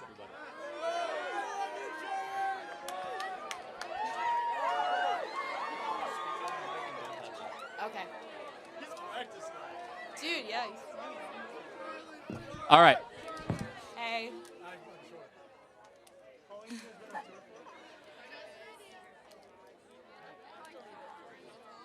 My name is Lucy. I'm a student here at Boise State University, and I'm in nursing school. Recently, about 2 or 3 weeks ago, there was a repeal or rollback on Medicaid in Idaho, which is going to cause thousands of people to lose their access to coverage within the next 2 years. And it's going to have untold effects on our entire community. And I was just wondering if you could take a couple seconds to listen to what sorts of effects that'll have. So within the nursing population, way more people, because of the fact that they're losing access to Medicaid, are going to rely on emergency services, which means that the influx of people going into the ER and ED is going to significantly increase. This is going to contribute to nursing burnout, which means that all of you guys, when you guys go to the ER, will receive a decreased quality of care, which will significantly impact this entire population. And in addition to that, sorry, I'm a little nervy. In addition to that, That's okay. So I don't know enough about it to debate or comment on it. Let me ask you, though, in your best possible way, can you make the argument as to why, as if you were going to win an award if you could do it the best way, why did they vote to cut it? they voted to cut it in order to allocate more tax refunds to the 1% and to, I don't know, whatever Trump's agenda is. And honestly, I'm just here. Is this a federal ban or is this a state ban on? This is a state ban right now. So then, okay, how would be Trump's agenda then? Because House Republicans who were appointed by him and elected by his supporters were the ones who passed this bill. Okay, but if they were appointed by him, they wouldn't be. So is this in the Idaho State House? Yes. Okay. So again, I don't know enough about it. If somebody does, they can come up to the mic and defend what happened there. But thank you for coming up to the mic and informing us about this. All right. Thank you. I don't know. I know what I know and I know what I don't know, and so I don't know enough about that to engage in it. So thank you. And can I just say one more thing? Okay. Your statement about the fact that 1 in 5,000 women are raped is It's like an approximation. but Okay, so can I just say that that's like not even remotely close to true? Like, okay, so that is what number an would you say? insane What would you say the thing number is to then? say 1 in 5. Okay. So so let's play this. I just want to make sure everyone understands the profundity of this. So we're a country of about 350 million people, right? Which means that more or less half of the population, actually it's more women than men, right? That means there's 170 million women in this country, right? So 1 in 5 means that about 40 million women have been raped in this country. Is that your position? Yes. Okay. I just find it's like so far out of reality that 40 million women have been raped. I know that it's a little bit of a hard concept to grasp for people like you, but like, you know, I fear that you just don't know enough women who are in positions like that. Like, not even on this college campus. Like, thousands of children are subjected to that sort of abuse. Thousands and thousands of young women, old women, all women we're talking about, are wait. subjected to some sort of sexual abuse. Okay, but and again, I'm just saying, I don't really want to debate this topic to you, but I just want you to know that is a wildly disrespectful stance to take. I'm sorry, I Have a will good die day. on the hill that 40 million American women have not been raped. I'm sorry, that's insane. It's just not true, okay? And also, what it does, I have to say something else. You want to know why men are going to the right? You want to know why men are becoming conservative? They're told that 1 in 5 women have sexual encounters that result in rape. We as men know that's a bunch of rubbish and a bunch of BS, and we're tired of being called rapists at every turn, and we're tired of being categorized for something that we are not. And it creates dissension, it creates division, and it is bad for men and it is bad for women to say that 40 million American women have been raped. I just want to understand, that number is more than the population, basically, of California. The whole population of California has been raped. That's our position now? Next question. Hello? You brought a sign up. I'm sorry? Did you bring a sign up? Yeah, I did, but... So my name is Eric. I'm 70 years old. I've been a born-again evangelical Christian for 35 plus years. Praise God. Worshipped here in the Valley with a bunch of... I was on worship teams in the Valley for quite a few churches. But the Holy Spirit brought me here today to prove you wrong. Okay, and so what the Holy Spirit has led me to do is to try to explain to you that I don't think you're a good, godly man. Okay, wait. And this is why. Because what a godly man does, a good godly man does, is stand up for people. He stands up for people. He stands up and even fights for people. Okay? And I don't believe you stand up and fight for people. Yeah, you use your mouth and all these kids, you're good at all these kids. And I didn't think you were going to Are they people? Yeah, they're people. Do I but fight still. for them?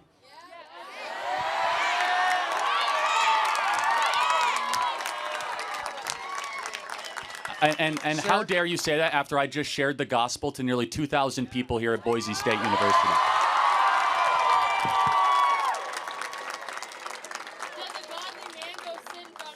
Because there's a difference between someone who just shares the gospel and someone who's a godly man. I can explain the difference to you right now. Okay, tell the world why I am not a godly man. Because you only stand for people who are white, Use Christian, evidence. and male. You've got... Where's my brother up here? You've Where's got- my man? Look at him. You got to come up here. Come up here. Come up here. Come up here. Get over the gate. Come over the gate. Look at this guy here. Look at this. Yeah. Right up to the mic. You stand for me, we good. Wait, I only stand up for white. Is that a white man? Can you look at him, please? Look at him. I already... Is that a white gave him man? a fist bump. Is that a white man?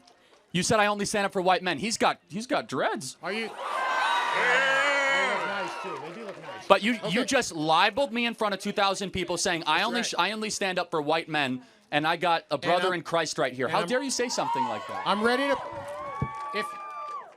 If you quit messing around, I'll prove it to you right now. Messing around, bringing up a person of color's messing around. Yeah, Isn't that your whole is. shtick? Are you ready? Okay. Are you ready?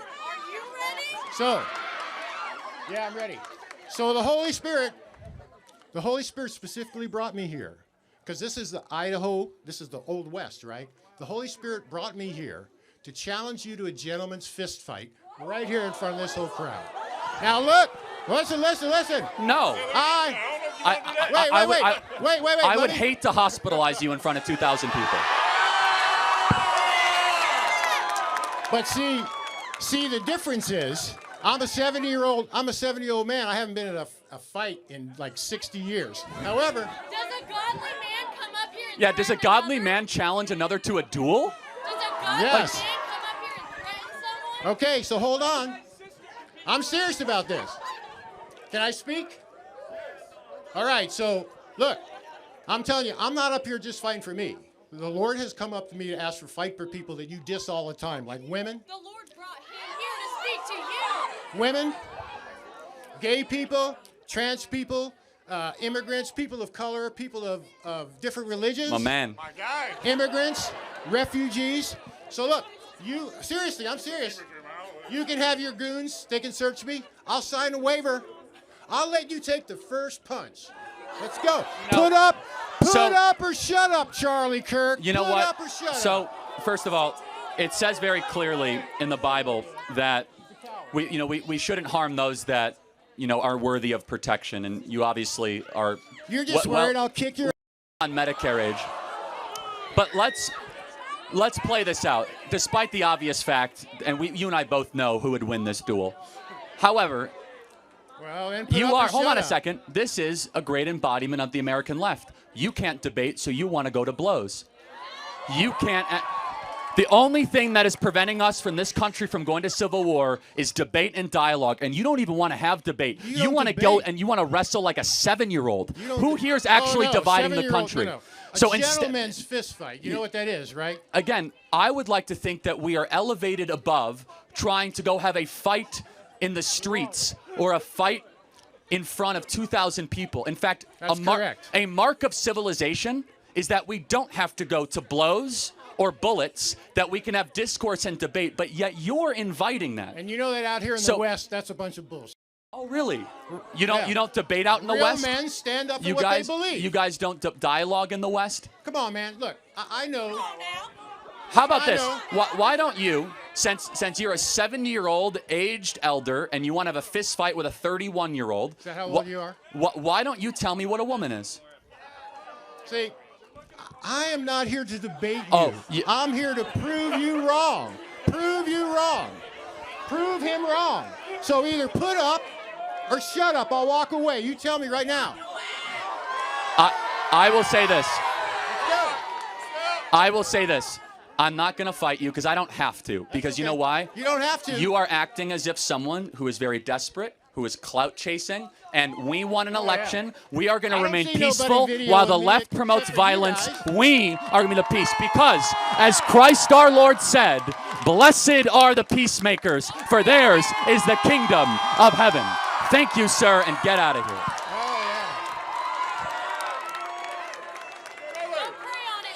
You're a coward, dude. Anytime.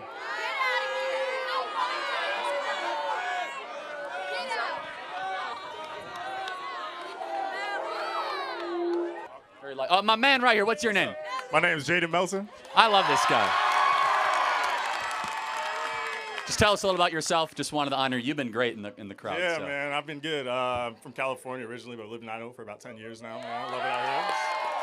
It's awesome out here. I'm a man of faith myself, so everything you've been preaching has been awesome. I really respect you a lot for that. Thank you so much. Praise the Lord. And I just, before you leave today, if we could all pray together before. I would love that. If we could please pray for us. Why don't you do a short prayer right now? Just cover the place in prayer. Why don't you do that? Dear Lord, thank you today for gathering all these like-minded people and all these amazing people at one spot to where we can all have a real discussion and be open to hearing your word. And it's amazing to see that there's so many people of faith that love your word and want to hear more about you. And I hope that everybody can open their minds and their hearts to that idea and that you can touch every single person here in this crowd today. In your name, amen. Amen. Thank you, man. God bless you. Thank you. God bless you.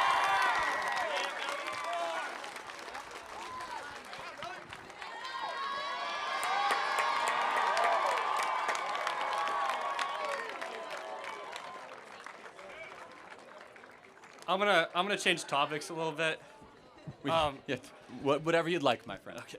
My friend, he can't be here. He's from back home, but he wanted me to get your opinion on some things. Trump, I'm a big fan. He's trying to do a lot of things. But do you believe Trump's views on Gaza are serious? Like how his process is? On Gaza? Yeah, like. Oh, I don't know if it's serious. I do think he wants to make Gaza a better place. I mean, it's terrible what's happened there. Objectively awful. And do you believe that aligns up with the America First movement? Yes and no. I mean, I believe in America first, but not America only. Okay. I prefer less foreign involvement, not more. Okay, so if you were to prioritize one, would you prioritize? We're obviously going to prioritize our immigration problem before Trump goes. Without even not even a question. All right, that's all I had. Do you think I get a hat? Yes, sir. Thank you. Thanks for being here. Thanks, man.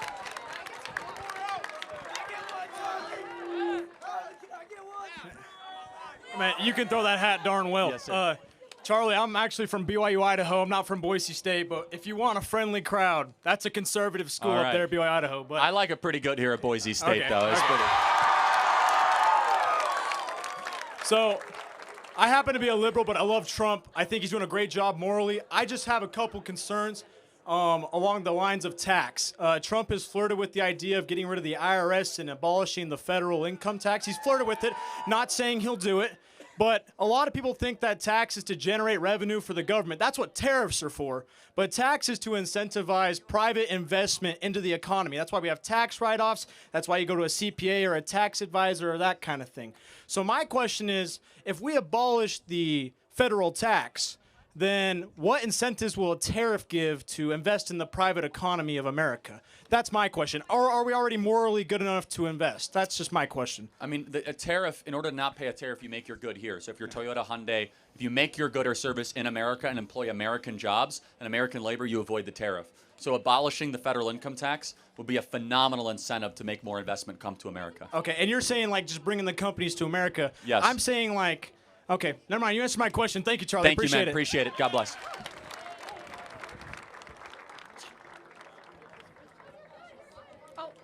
Charlie, can you photobomb us? Great. Yes, ma'am.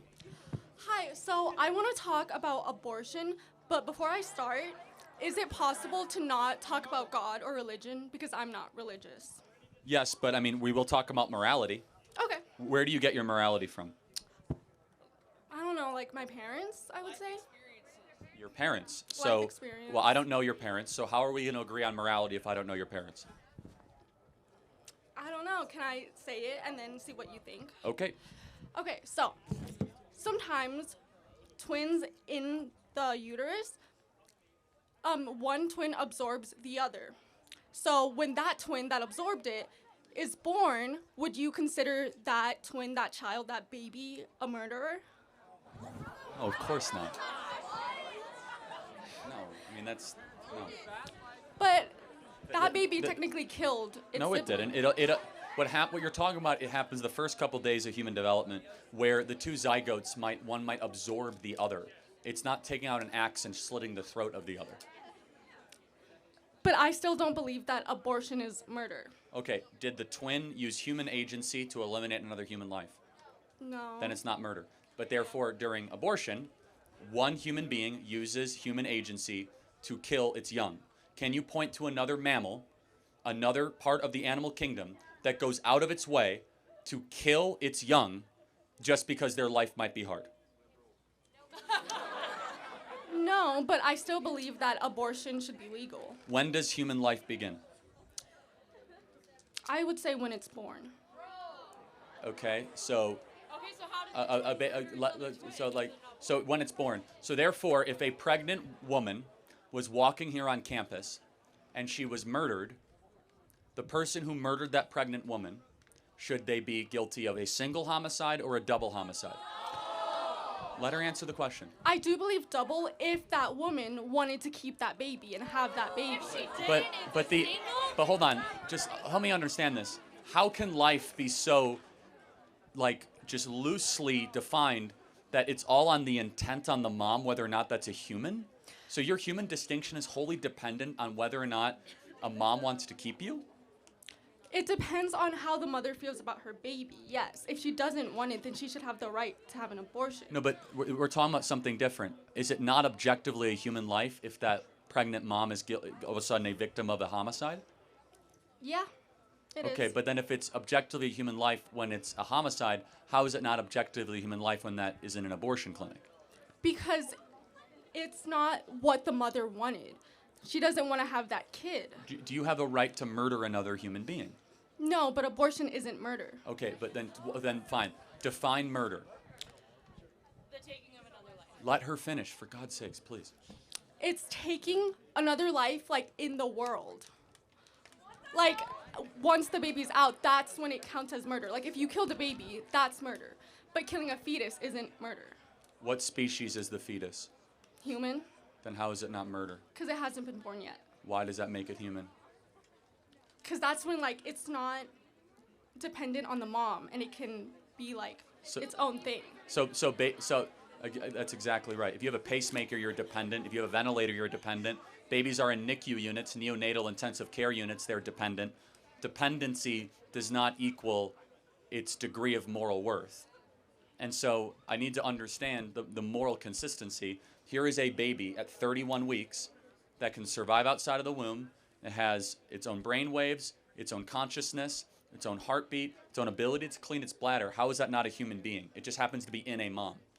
Because it hasn't come out yet. It's still living in the mom. It's still part of the mom. Right, but it's living. It has a heart. If it's not living, how does it have a heartbeat? It's living through the mom. Okay, but so my 1 week old when he was born was living through me and my mom because we had to feed it food. Well, that's not the same thing, because a fetus is like a parasite. It lives off the mom. Wait, so just to be clear, were you once a parasite? Technically, yeah. You think babies are parasites? Fetuses. Right, but a fetus literally is just a word for a human being. It's a stage of development. Before it's born. Right, but have you ever been to a fetus shower? Why do they call it a baby shower, not a fetus shower? Well, Well, yes, it's a baby, but it depends on what the mother wants. Oh, so it is a baby, not a fetus. Got it. So, but if it's a baby, then shouldn't we not kill babies? Pretty simple moral principle. It's different when it's inside the mother's Why? body. Because it depends on what the mother wants, what the parents want. If they don't want to have that It's kid, attached to or- an umbilical cord, but how is it any morally different than when it's right outside of the womb? That baby can't hunt or gather. It can't go get a job. It can't go to the grocery store. It's wholly dependent on external forces to survive. But that's not the same as like needing to be inside the mother to survive. But why is that any morally different? Just because you're attached to an umbilical cord, why is it any different? Why is that less of a human being? And by the way, there are babies right now, as I mentioned, that need pacemakers and ventilators. Are they not human beings? So they need a lot of machines to survive? They're attached to other machines. Are they not humans? Yeah, but I think that like the mother doesn't have a choice. You know, it is like making the baby, like giving it nutrients and everything. Let's try to find. So you would say that you want the mom to be able to have choice over her body. Yes. Got it. So does the baby have any, does the baby's body matter? To me, no. Oh, okay, got it. Okay. Since you are, resolutely like in favor of choice, do you think it should be legal or allowed if a mom wants to have an abortion if the kid has Down syndrome? Okay. It's a yes The or no answer- question. Can I say my answer and then explain it? Okay, I think that mothers should have the choice to have an abortion no matter what the reason is. But if the reason is like they have Down syndrome or they're going to be autistic, then that woman shouldn't have been a mother in the first place. Because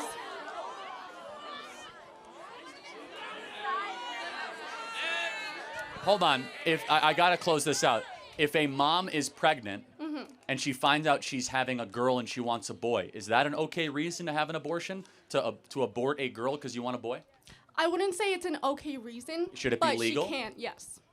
So then how is your view of abortion any different than customizing a Ford Explorer to your liking? Because it affects other living beings. Well, yes, like the mother. Why should the mother be able to have all the rights and the baby have none of the rights just because the mother is older? And wasn't that mother once a fetus herself, given the opportunity for life? And isn't part of the social compact passing down that I was once in utero for 9 months and then I will usher another in utero for 9 months? That is the cycle and circle of life that compassion lives on. It's different because, in the as the fetus, you're not like contributing to society or the world. You're not a part of the world yet. I mean, kids don't contribute much until they're like 23, okay? I mean, honestly, let me ask you a provocative question. Are kids at Boise State whose parents are paying for their school, are they parasites? No. The parents are paying for their tuition. The parents are paying for their credit card bills. They're wholly dependent on that of another. How are they any morally different than that of an unborn baby in the womb? Because they could still survive without their parents. Maybe they'd be homeless, but the fetus needs to be inside the mother and taking nutrients. And Up to 22 weeks, that is not the case. I guess, so you think that it's okay, morally fine, to have abortion for any circumstance under any matters, skin color, eye color, whatever it might be, like we can terminate it. How is that belief system any different than eugenics? I don't think it should be there should be a specific yes reason, no reason. I think women should just be able to have an abortion if they feel like that's what's right for their body and their family. Exactly, feel. So if a woman feels like her 6-month-old is crying too much outside of the womb, can she kill that baby? No, because it's not. It's still a human. How is the 6-month-old any different than when it was in the womb? How is it is it a different species? What has changed? It doesn't have life on its own. Yes, in the womb it actually does. All that just has your umbilical cord attached. At 22 weeks, the baby can survive outside of the womb. Okay, then I will say that abortions should be allowed then up until 22 weeks. Okay, we have some agreement then, right? But then understand that if we had this prove me wrong 10 years ago, I would have said babies can live up to 26 weeks. But now technology got so good, now it's 22 weeks. So all of a sudden, a human being becomes more human 4 weeks earlier just because technology advances? Wrong answer. Human beings does not become more human just because we get better technology. It's always been a human being. So one day if we all of a sudden say, we can grow a human being, literally not in a womb, we can just grow it in a laboratory, then no abortion should ever be necessary. The point being is that it's a human regardless of how good our tech is, because it doesn't change species. At 14 weeks, it doesn't all of a sudden become from a crocodile to a human. It's a human being throughout. But it's still in the mother. The mother should have the choice Location over her of a human does not dictate its moral worth. You don't get more human rights if you're outside of the womb or in the womb, or if you're in Boise or if you're in Pocatello. Your location does not determine your moral worth. Thank you for your time. I got to get to the next question. Thank you.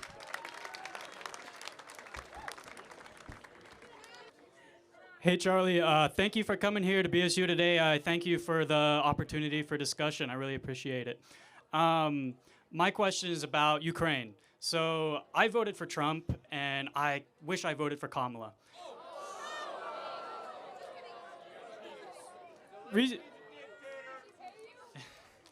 Reason being is that Kamala said that Trump would surrender Ukraine. And at the time, I thought she was stupid. I thought she was playing it up, and I thought she was inarticulate. And now I realize that she's correct. So Trump, I believe we need to be supporting Ukraine. We need to support them because our European allies are our trading partners.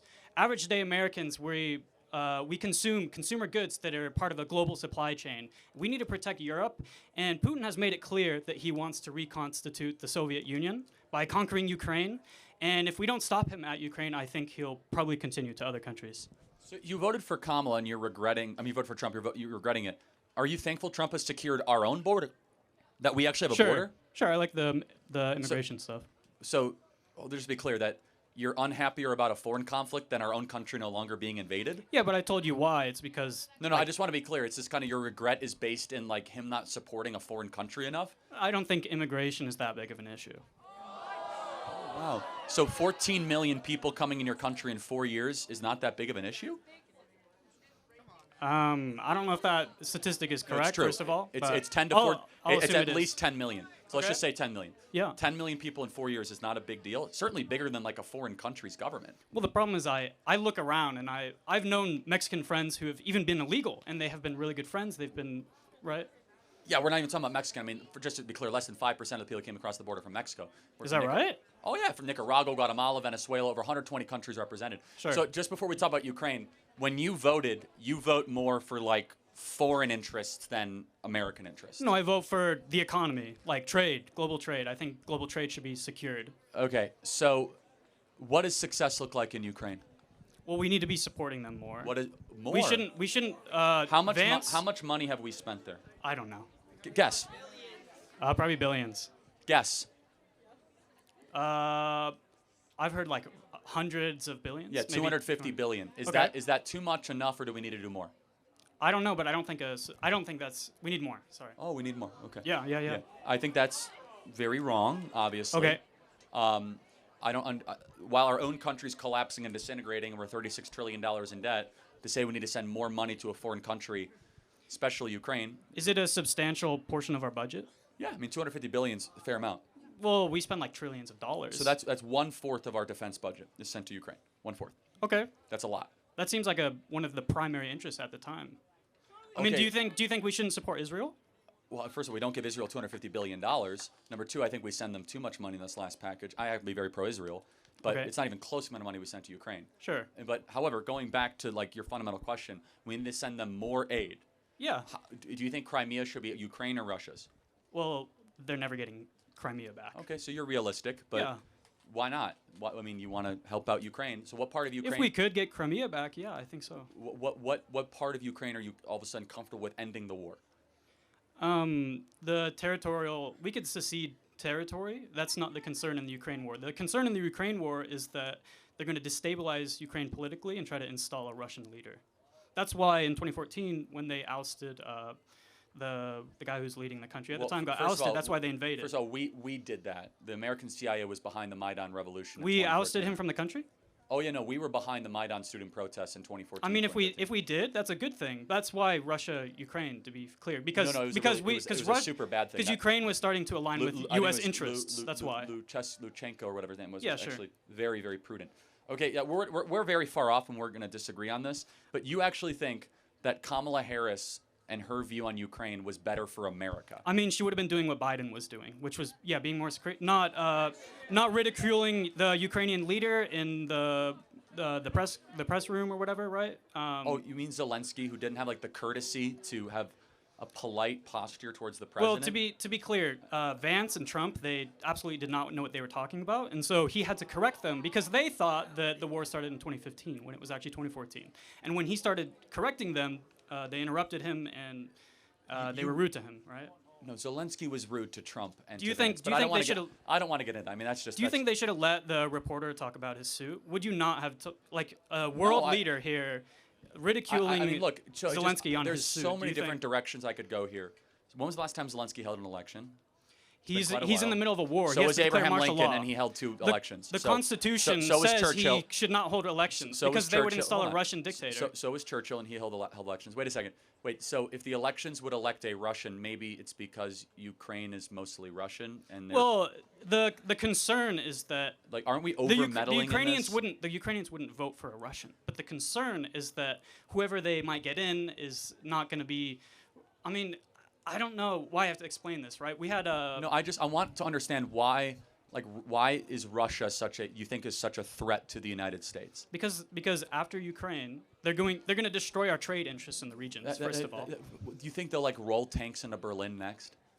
no, because they don't border Berlin, but maybe Poland or maybe Estonia or Lithuania, Latvia. You think Putin would attack a NATO country? Yeah, if you continue no, this. Of course not. I mean, you know that's not true. It would invoke Article 5, and we would have troops on the ground. Putin won't do that. I mean, it depends on what Trump is doing, right? Secondly, but you are against Trump's supposed peace deal to end the slaughter of the Ukrainians. He doesn't have a peace deal. He doesn't even have security guarantees. Well, do you think that's not Zelensky true. should agree to? Steve Witkoff just came back from a meeting, and he said we finally have a criteria for permanent peace between Russia and Ukraine. So here are the options, just to be clear. Option A is we keep the war going. That means another 1 million people will die, and we spend about $500 billion. Option B is we broker peace, and it's a muddied deal for everyone. Ukraine loses a little bit, Russia loses a little bit, but the war is over, and we can focus our interests and our money elsewhere. Which one do you think is better for America? For America? Yes, which option? For Option Ukraine A? to keep fighting. It protects our interests in the region. And first of all, I don't know why why are you taking all the agency away from Ukraine and Russia? These are the people in the region who are fighting each other. You're saying the U.S. can determine that they'll have peace. First of all, Ukraine will not survive without American armaments, period. They don't have any agency. It's fully subsidized and supported by the American taxpayer. The average conscript in the Ukrainian military is 47 years old. Yeah, they're fighting for their country. They're being invaded. Yeah, they're being raped and invaded in their countries. Do you know why it's 47? Because all of the military-age men have fled the country. Sure. And also, so many young men have died in Ukraine. It's no longer a country. It is a sad. Way more have died in Russia, to be clear. Well, I find that really hard to believe. I think Ukraine has suffered way more losses than Russia. No, the casualty is way disproportionate. Way more Russians have died than Ukrainian. Okay, I don't know if that's true. That's absolutely true. There's like 3 to 1 Ukrainians and Russians. Do you think they would be holding up the borders? Again, that's not at this rate. That's actually not what I was going to say. If they weren't dying I want to be disproportionately? clear. So you want to see the war continue to what end? Because the Ukrainians want to keep fighting. They think it's in their interest. That's why they're fighting right now, or else they would coup the supposed dictator. There's a lot of blood lost that people get in wars. It's up for a third party like America who's financing the war. It's our missiles, it's our push, it's our armaments, it's our CIA that is pushing that war forward. It's up for us to say no more. It's not in the best interest of America for us to further antagonize Russia. For us to We're not antagonizing them. We are sending American missiles into the interior of Russia. How is that not antagonizing Yeah, we're them? selling them just like in Gaza. Or do you think we shouldn't sell Ukraine weapons? No, we should end all weapons supplies to Ukraine. What we about should end Israel? this war completely. Should we not sell them? Should we not sell Israel? Israel's a separate case, largely because the Palestinian Authority doesn't have nuclear weapons. Okay, to be clear, you're talking about you think a third party settles the conflict. That's like In your this theory. case- That's your working. No, not in this. Well- in World War II, Germany, the Nazis didn't just stop. The Nazis didn't stop just because they weren't going to stop unless the U.S. invaded. Putin right? is not the Nazis, number one. Well, he's a dictator. Well, so is Zelensky. Okay. Zelensky is not a Zelensky is a dictator in the strict sense. Zelensky that, doesn't yes, hold elections. If the Constitution, again, let me finish. Sure. Zelensky doesn't hold elections. Zelensky imprisons his political opponents. Zelensky has shut down Russian Orthodox churches. He's a dictator. Putin's a dictator. They're both bad guys. But I want to just make sure we're clear. Yeah. To keep the war going as Biden would, while you'd send all that money where we have so many problems here domestically, I just want you to make that case to this audience that a continuation of a no-win bloody conflict war in a country that most of us will never visit is in the best interest of the American people. Okay, to be clear, Biden was not ensuring the war continued. He was helping Ukraine. It's up to the Ukrainians whether they want peace or not.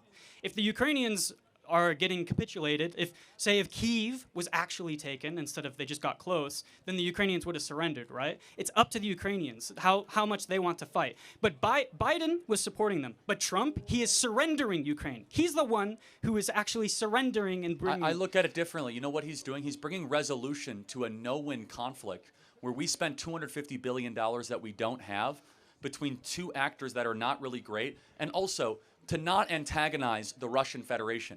Why do we hate Russia so much? Has Russia sent drugs into this country and killed our youth? No. China and the cartels have. Has China declared war on America? Has China killed our kids? No. Like, we should not hate Russia nearly as much as we do. Sure. Was it wrong for Putin to invade Ukraine? Of course it was. However, to have moral clarity to say, let's stop it. Blessed are the peacemakers. You lose some land, you gain some land. End this brutal conflict, because under your perspective, another 1 million people are going to unnecessarily die. It's a big lift. And for what? If 1 million people are going to die, we better have a pretty darn good reason. For the future of Ukraine and for our interests in the region. That's to be why able they'll die. To just be clear, to maybe win back 100 miles. It's not about territory. It's about a stable government in Ukraine, a stable future. Territory is the only thing left debating. That's it. It's the only thing left on the table. The only thing left is where are the lines going to be drawn? Well, the Russian-speaking people, the Donetsk region, or all the way up to Kiev. That's literally the three options. All the way up to Kiev is probably generous. They'll have to cut the middle. Will Zelensky take the deal? I don't know. And I'll close with this because we're over time. Sure. It will be a tragedy for us as Americans to keep on financing a war like this, a tragedy where it's no win, there's no resolution. I think we have blood on our hands if we keep on doing that. You have to have a very clear understanding of what success looks like. It can't be an abstraction. We should try to bring the Russians closer to us, not push them away. That is a nuclear-armed power that could be very helpful in countering communist China. And so you say that like Joe Biden or Kamala would have done, better. Are there any other issues you think Trump has done well since he's been president? Done well? Yeah. Trump has done well? Or do you want me to ask because you say you regret your vote. You want me to know what he's done poorly or well? You want me to make a concession? I'm asking, is there anything else you think that Trump has done well since he's been president? It's honestly kind of hard. Not really. Of course, the border stuff, shutting down the border, was good, I think. Like, not a bunch of people spilling into the country, right? No, I agree. And I'll just, again, what we believe is that our own border matters a lot more than the Ukrainian border. And that is a perspective held by millions of people. It is our border. It's part of our hegemonic influence. No. They're our trading partners. Ukraine is not our border. Well, it's like NATO is not America. It's part of our soft power. Now you've revealed yourself. That is a globalist, internationalist. What have I revealed myself as? You've revealed yourself as thinking that the America experiment is one of an empire, not of one of a nation, that we create colonies, when in reality we want to reconstitute America as first and foremost a country, which is a people and a home, and we are neighbors to one another, not conquering distant lands. You say, well, it is our border. No, everybody, our border is not It's not our Ukraine. border, but it's part of our hegemonic influence, a part of our soft power. They're our trading partners. Which is an abstraction that many of us, quite honestly, could not care less, while we're actually being invaded. Just like in World War II, when the Nazis were doing whatever they wanted in Europe, right? Not everything can be compared to World War II. Putin is not Nazi Germany. Putin is not Adolf Hitler. This is a completely different circumstance with different dimensions. Not everything can be compared. He's an actual dictator who we should not support. We should sanction him, and we should support Ukraine. Mohammed bin Salman is a dictator in Saudi Arabia. The Iranian Ayatollah is a dictator. Xi Jinping is a dictator. But at least they represent our interests. There's a lot of, Iran does not represent our interests. No, like Arabia does in the region, right? Yes and no. Again, our interests, and I have to close. I know everyone's getting antsy. Our interest is an abstract term. What you're talking about is the CIA's interests or the neoconservative interest. Our interests should be to the homeland, not to a foreign nation. Thank you for your time. I appreciate it. Thank you, sir. Thank you.